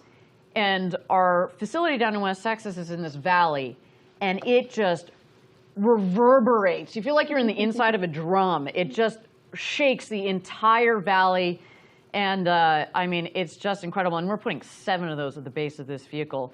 The other thing you should see in that video there is that it burns this really cool blue color. So that's a nice. I'm not saying that's why we chose this propellant, but it's a nice little bonus to it. It sure is. So a lot of power coming out of these engines, but then also a lot of interesting technology that's gone into the turbo pumps too. Do you want to talk about that a little bit? They sure are. So the turbo pumps, which pump fuel and oxygen, are also incredibly powerful. Horsepower needed to power 2 Nimitz-class aircraft carriers at full speed. Yet each turbo pump is small enough to fit in the back seat of your car. Think about that. I mean, the comparison is crazy, but just think about that efficiency that goes into that turbo machinery. Then you also see here, obviously, the comparison between our BE-4 engine. So there are 7 of those on the base of the vehicle, and our BE-3U, BE-3 upper stage engines, or 2 of those on the second stage. I want to talk a little bit more here. You see the comparison of the BE-4 to the BE-3U. You also have a comparison of the power of it as well. You know, both of these engines are highly sophisticated and have unique functionality built for New Glenn itself. So for BE-4, as we noted, we've got 7 of these engines in total of the booster. We saw a cool image of that a second ago. The 3 middle engines are gimbaling engines that can pivot to help steer the rocket. So that will be working, of course, in conjunction with the fins at the top of the booster. Now, those 3 middle engines are going to relight to help with deceleration and landing burns. and the other 4 engines are fixed. And this is the combination that gives us both the power that we need, but also the flexibility we need for different stages of flight. And you know, the BE4 engines are produced at our manufacturing facility in Huntsville, Alabama, and they're tested rigorously at our facilities, both in West Texas and Huntsville, to ensure they meet the high standards. Yeah, and we should note there are 7 of these on New Glenn, but our friends at ULA with their Vulcan rocket, they use 2 of these engines. And those have already flown successfully to space. So we are very proud of that these engines have already flown to space, and can't wait to see them power this New Glenn rocket as well. They are going to be rattling this building very, very shortly. Well, with that, at T-minus 35 minutes to go until launch, let's toss it back to the rocket and check out New Glenn as this vehicle gets ready for its launch to space this evening.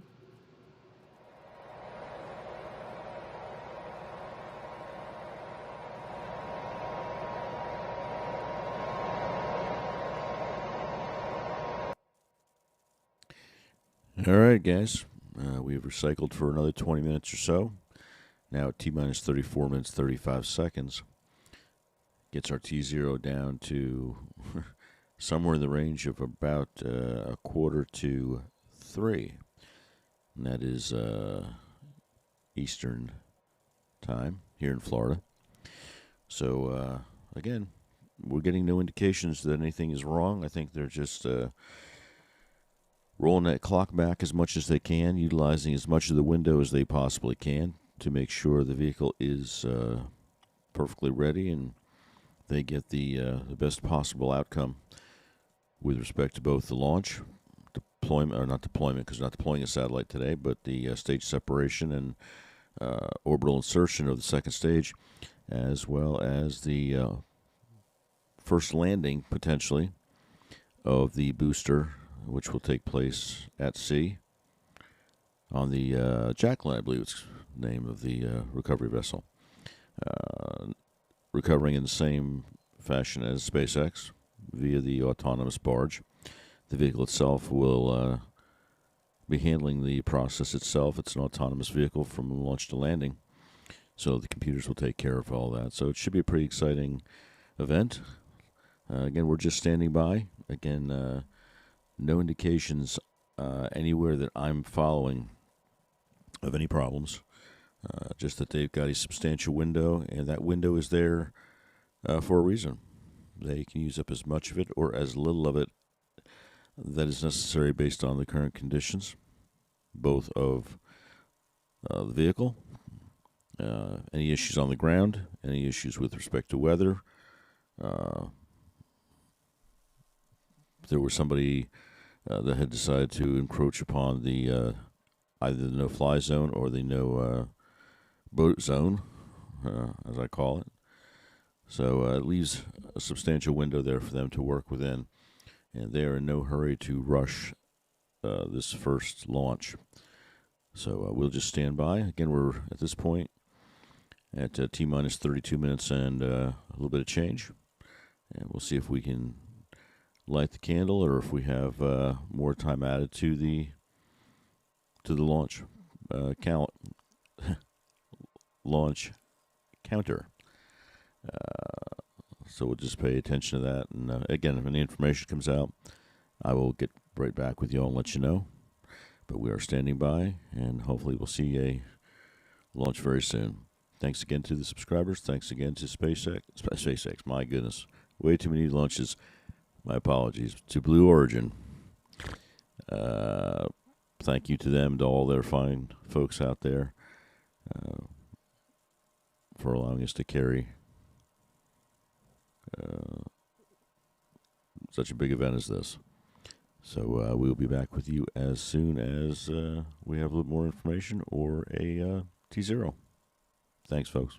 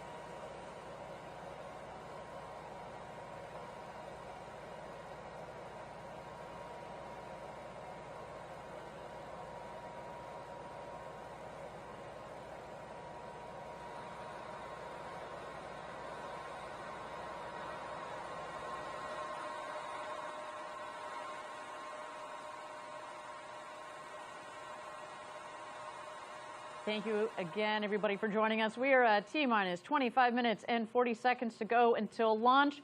You may have seen we've been adding some time to the clock. This is to allow our teams to go through their checklists. Keep in mind there are multiple sub-teams that are up there in launch and mission control. We want to make sure that everything is ready to go, and if some of those items on the checklist take a little bit of extra time, we're going to do so, especially since it is NG-1. We want to make sure that everybody is prepared and everything is aligned. We should also mention, again, we have to keep our eyes on the weather, both here and downrange. So with that, let's continue to check out New Glenn on the pad as this rocket and our teams get ready for NG-1.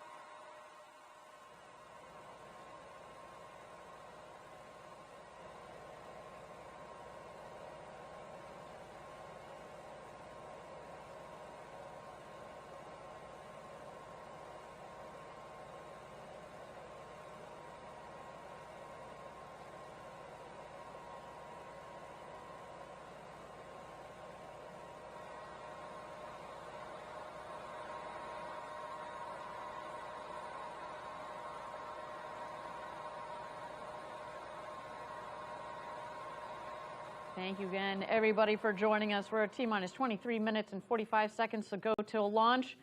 With all this action going on upstairs at Launch and Mission Control, why don't we check in with our friend Maggie. Maggie, you got me? Loud and clear, Ariane. Right on. What's going on up there? What are you hearing about the status of our teams? Yep, things are busy. The team is continuing to work through a few anomalies before we can proceed into terminal count. So we've got the engineers looking at all that data. We've got the controllers working through workarounds. So something that I think people don't always think about is that we have an enormous amount of what we're doing here in pre-launch procedures that's, scripted. We can plan it. But when off-nominal things are happening, we've got a team of controllers who can manually operate these systems. So the team that we talked about in our last bit, they are actually going through and able to turn things on and off, put different pressure through different valves. They are working through everything they can to make sure that we have a chance to launch today.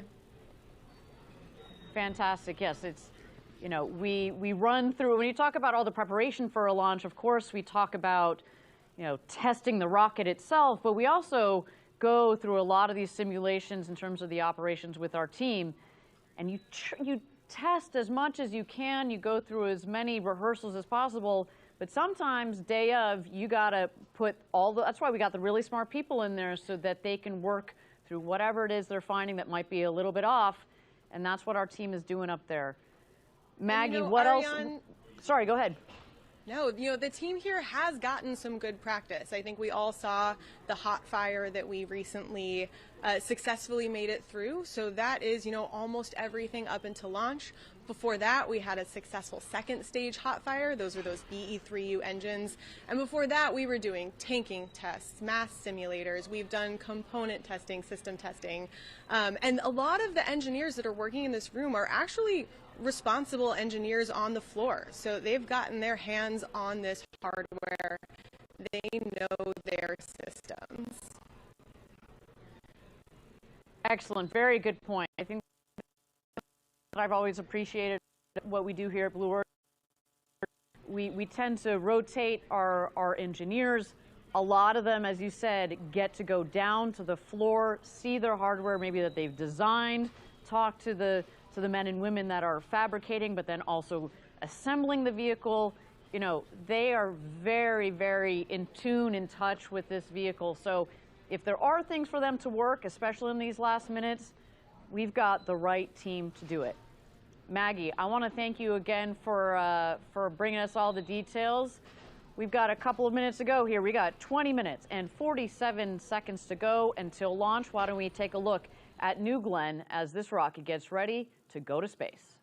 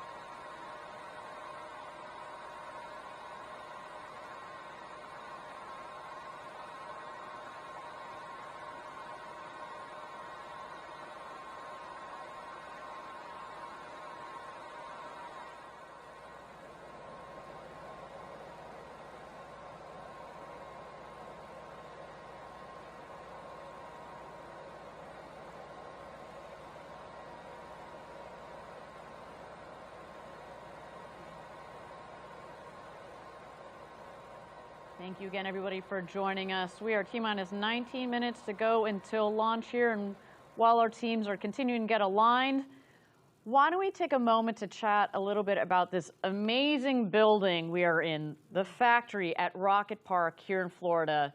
This is where it all comes together, where we bend the metal on New Glenn. I literally see people down there bending metal, pulling, putting the components together, testing, cleaning.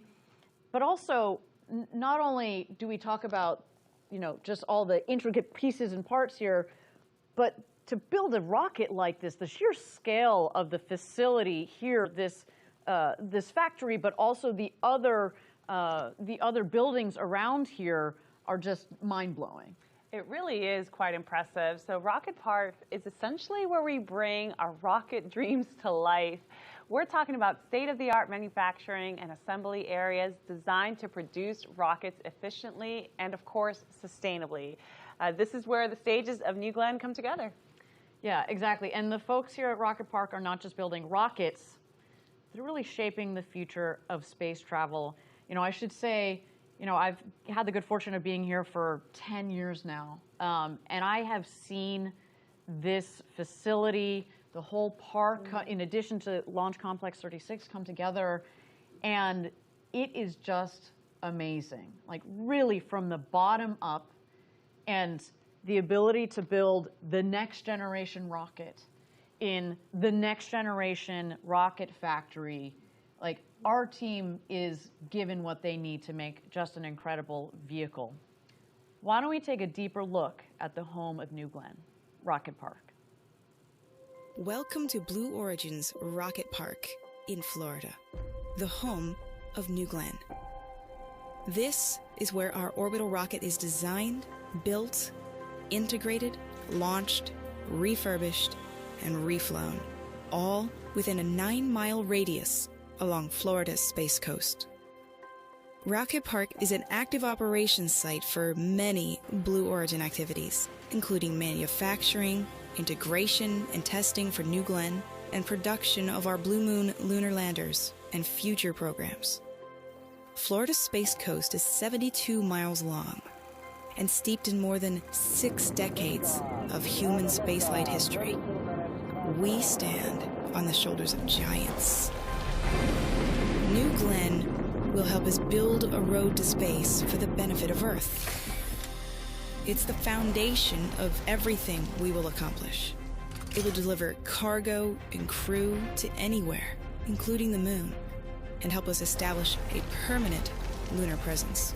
It will enable us to harness the resources of space and launch all kinds of infrastructure to make space accessible, usable, and affordable for humans. The factory on Merritt Island is the centerpiece of Rocket Park. It's here where New Glenn is built and tested. The high bay is where New Glenn becomes real. Raw material enters at one end, and completed rocket stages roll out the other side. From there, New Glenn heads to the surface coatings facility for its thermal protection, paint, and artwork. It then heads to tank cleaning and test, or TCAT, for pressure testing and cleaning. The factory is also home to New Glenn's Mission Control. On launch days, Mission Control comes alive as the rocket rolls out from its hangar down the road and goes vertical at Launch Complex 36. This historic launch site was rebuilt from the ground up just for New Glenn. Protected by 2 lightning towers, almost double the height of the Statue of Liberty, New Glenn prepares for liftoff at mile marker 0. This is where the road to space begins.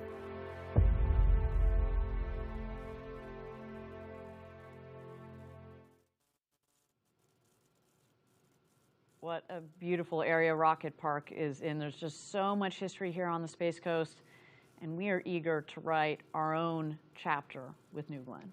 Absolutely. There really is just so much history, and there's something to be said about the testing and integration and design teams all working so closely together. I know that working on the programs myself, being able to talk to the designers and the people who are making the hardware is just so valuable to increase communication and efficiency, and our campus really allows for that. 100%. The physical proximity is really, really important. And it's not known, actually, but historically rockets have launched out of the Cape, but they haven't been built here. And so to be able to build our rocket here, do the integration here of the rocket, but then also obviously the payload with the rocket.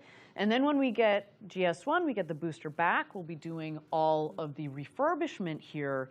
That is so important, that co-location, to have that all come together. And, you know, I love that video because you see all the action, as I mentioned, you know. It's so funny, I was looking through photos earlier today, and I've got photos in the flame trench when they were just putting it up. You know, they were pouring concrete. You know, I remember being in this facility when there weren't doors on. It was just, you know, dirt on the ground. Joke, we had a poll when they were clearing the land for this rocket park as to how many turtles we would find, because we have to relocate all of the turtles because there's incredible wildlife in this area. So of course we wanted to make sure that we protect those animals and the wildlife. And so we had a poll as to how many turtles we were going to find.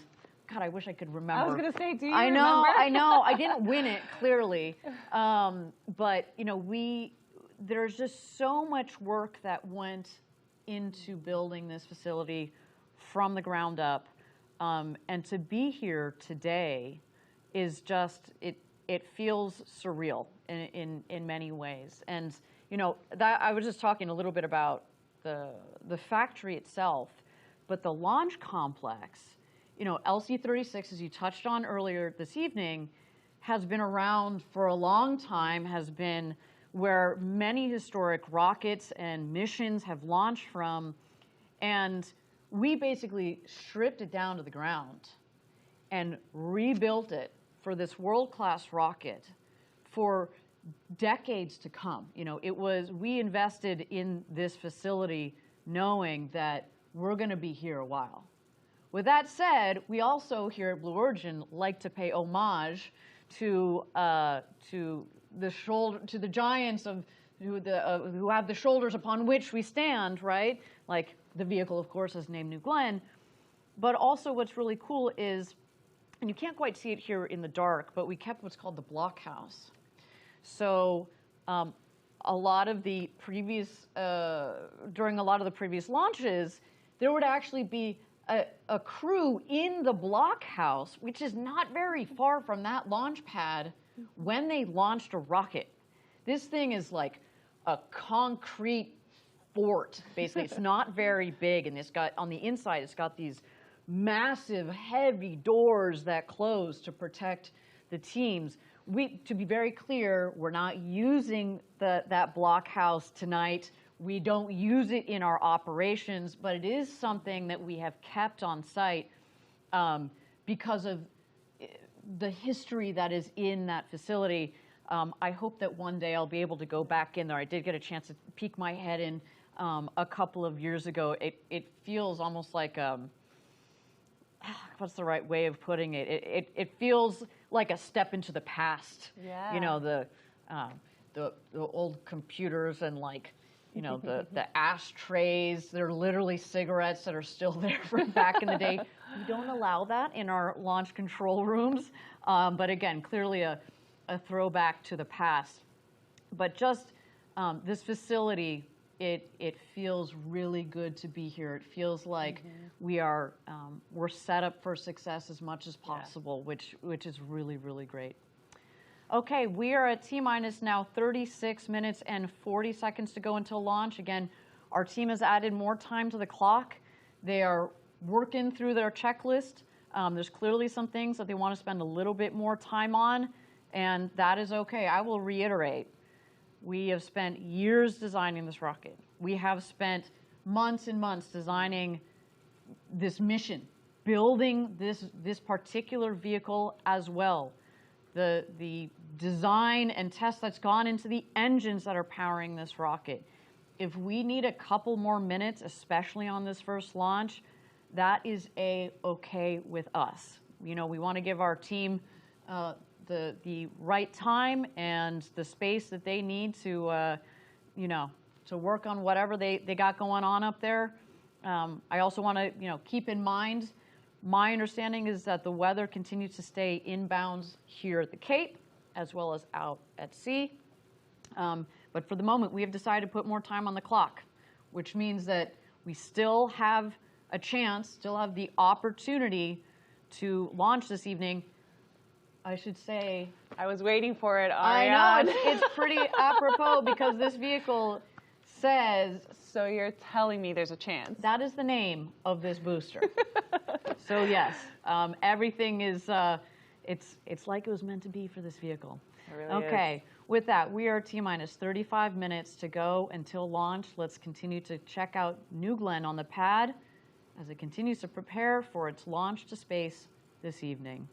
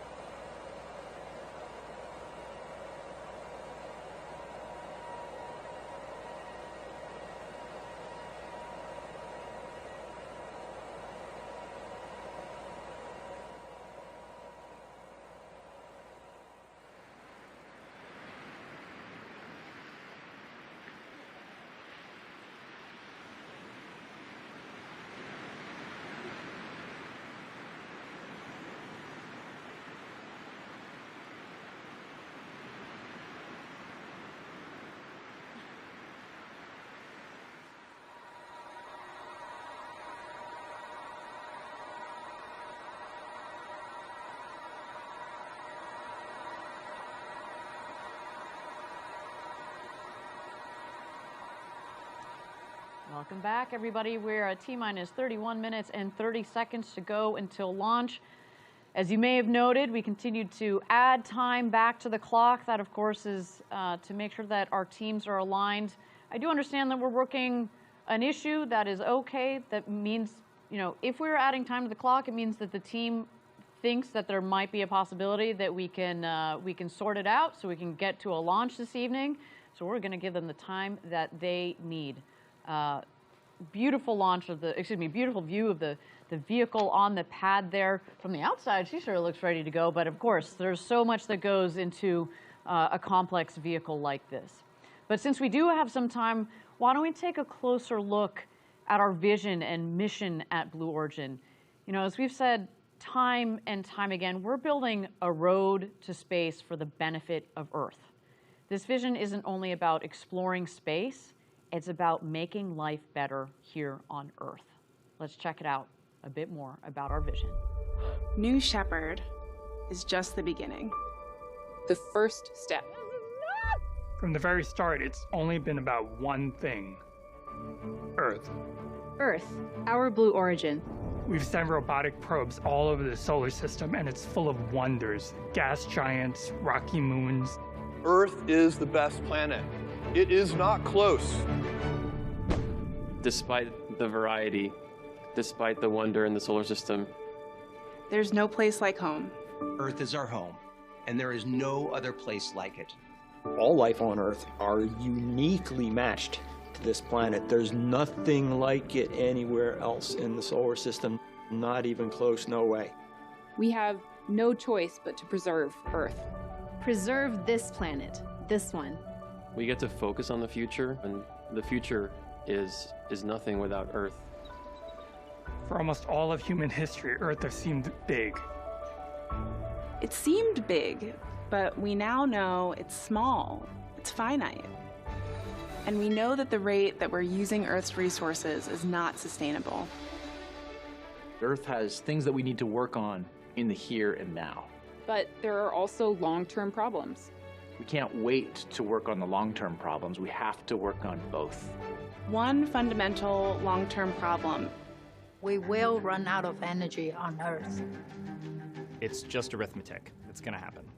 Humans have always used about 100 watts of power. That's our natural metabolic rate. But in our developed technological society, we use over 10,000 watts of power per person. Humans' use of energy is not actually a bad thing. We live in an era of dynamism and growth. There are so many good things that happen when we use energy. Think about technology, transportation, hospitals, data. As humans, we are at our best when we are inventing, when we are growing, when we are making progress. But humans are doubling our energy use every 25 years, and that's unsustainable. Today, you could cover all of humanity's energy needs by covering the state of Nevada in solar cells. But at that rate of growth, in 200 years, you'd have to cover the entire planet in solar cells. What can we do? Can we be more efficient? Yes, but we have been. Today's technology is more efficient in nearly every manner. We are gaining efficiency, and yet, when we gain more efficiency, what do? We use more energy. We have an ever-increasing demand for more energy. So what if we just use less? Well, that doesn't work either. Throttling energy use means slowing down progress. You stop living in a world of abundance and you move to a world of scarcity and rationing. There has to be another way. There is another way. Space.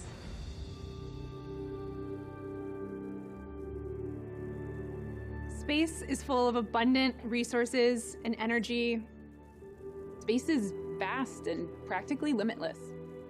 If we can learn to harness the power of space and the resources of space, we can tap the limitless resources to help preserve this planet. We can go to space for what we need. We'll make it routine, safe, and cost-effective to get there. We will build the rockets and the destinations for doing real work in space. We can do even more than this. We can move the most polluting industries from Earth into space where they can't hurt the Earth or the environment.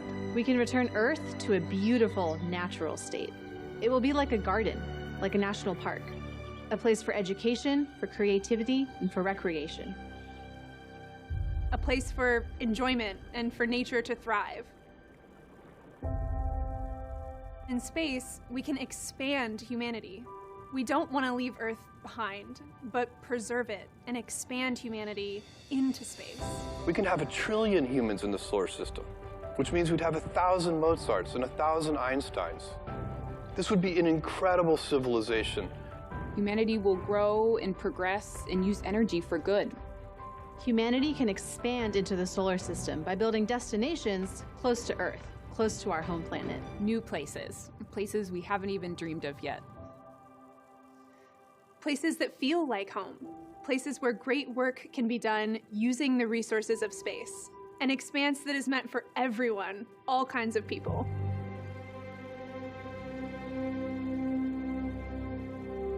This is a hopeful future, an enduring human presence in space. Space is the long-term solution for Earth. We are building a critical part of the infrastructure that's going to allow others to unlock the road to space so that future generations can unleash their creativity. It won't be easy. Space must become much, much more accessible to make this vision a reality. Big things start somewhere, and that somewhere happens to be today. There are certain gates we have to go through, certain prerequisites. If we don't do these, we will never get there. First, we have to radically lower the cost of access to space. This means reusable rockets. We have to get really good at using rockets over and over. Reusable rockets, reusable engines. Once you learn how to do that, you can basically start spinning this flywheel where the more you fly, the cheaper it gets. The cheaper it gets, the more you fly. Launch, land, repeat. Going back and landing a rocket is really hard. And it is absolutely essential that we get good at that so that we can drive down the cost of launch vehicles. BE-3, BE-4, BE-7, all made from the ground up to be reusable propulsion systems. Operational reusability. That means making space travel as routine as air travel is. This is what will radically bring down the cost of getting to space. And we are bringing all of that learning to New Glenn, the next step of building the road to space. Once you have low-cost access to space, the next gate becomes harnessing the resources of the solar system. There are so many more resources up there in space than there is on our planet. I mean, everyone's familiar with this idea of locally sourced goods, and this is just a really extreme version of that. The moon is where we'll learn to do all this. The moon has a vast quantity of resources. And if we can learn to harness those resources, we can travel without stressing the Earth. That's the goal. We'll go to space, and we'll use its resources to power our transportation and build destinations. Anything we need, we will use the stuff in space to make it happen. The moon is the next thing. We're going back. It's time to go back to the moon, this time to stay.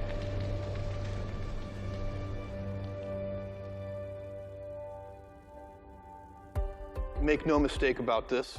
This is not going to get done by any one generation. One of the things that we have to do is inspire those future generations.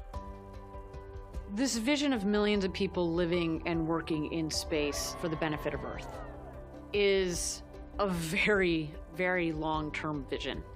It's gonna take generations. We have to make sure that what we're doing today is setting up the next generation. It's going to take all kinds of people. Engineers, entrepreneurs, architects, artists, you, your children, your grandchildren. This is kind of humanity's cathedral. You know, cathedrals took multiple generations of artisans and craftsmen and masons to build. And there was never the expectation that one person would design and fully execute the vision. We have to inspire the next generation to carry this torch for the benefit of Earth. For the benefit of Earth. For the benefit of Earth.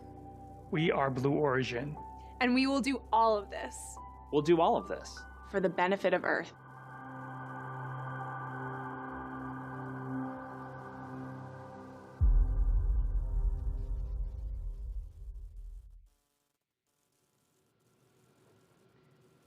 such an inspiring message. You know, actually our very name, Blue Origin, means Earth, right? So, you know, when our future generations are out there looking back, they will look back at their blue origin, at Earth, right? And so we really need to protect this planet. The other reason why I love our name, Blue Origin, is it means Earth. It means all of us. We are building these really cool, you know, pieces of space technology, not only just for one country, not only for one hemisphere, it really is for the entire world.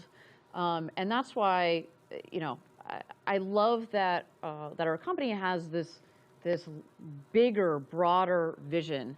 You know, actually, before I took my current role, I was leading our commercial and international sales, and it was just really nice to get out there and talk to our international customers and people from around the world in the space industry. I should say a big shout out to them out there if you guys are watching, you know, and really talking to them about whether it's New Glenn or Blue Ring or our lunar lander, what they can do and how they can take advantage of our technologies.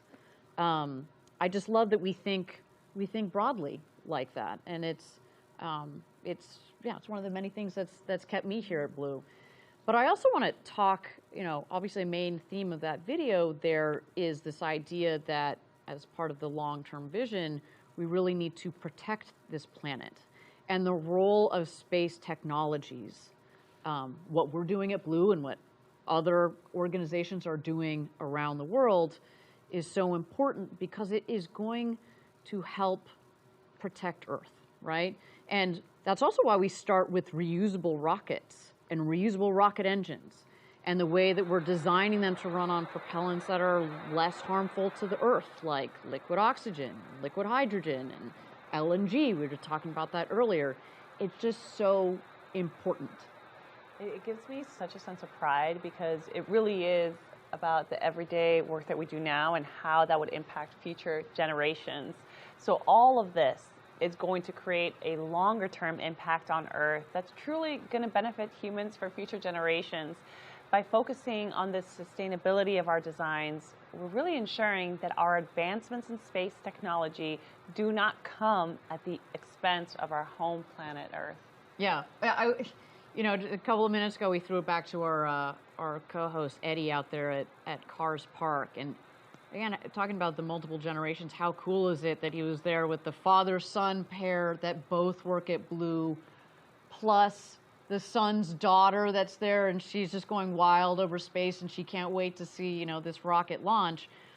We have to think in that sort of generational time scale, right? There was also, you know, our teammate that's up in launch control, whose grandfather worked, you know, on Apollo, and here she is, you can see she's pregnant in the photo. Like, who knows what her child is going to end up doing? And hopefully, what we're doing here at Blue is going to benefit, again, these next generations. We're building the road to space with these first initial steps tonight. You know, New Glenn. We're also talking about Blue Ring. Blue Ring is one of the first building blocks of the infrastructure that's up there in space, right? It's not just about the transportation, which is crucial, don't get me wrong, but then once we're up there, you know, we're going to need to support others, you know, in this case, you know, our customers, but also ourselves, when I say ourselves, Blue Origin and some of the missions we're doing, as we build our capabilities out there. By definition, space is infinite. And so if we can take advantage of that, and if we can put things up there that will help us take advantage of that, I mean, for the benefit of Earth. For the benefit of Earth, the future is bright. Okay, with that, we are T-minus 16 minutes and 40 seconds to go until launch. Our teams continue to get aligned. They're working on a couple of issues.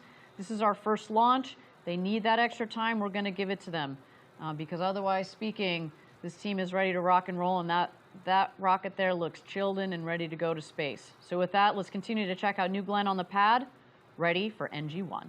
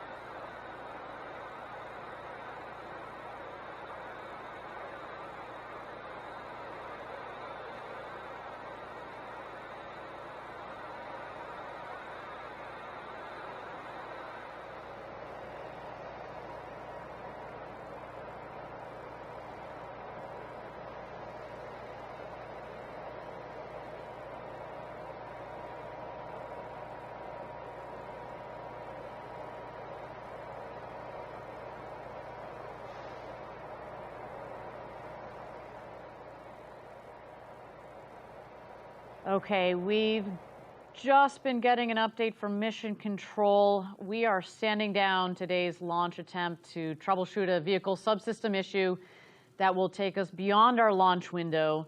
We are reviewing opportunities for our next launch attempt.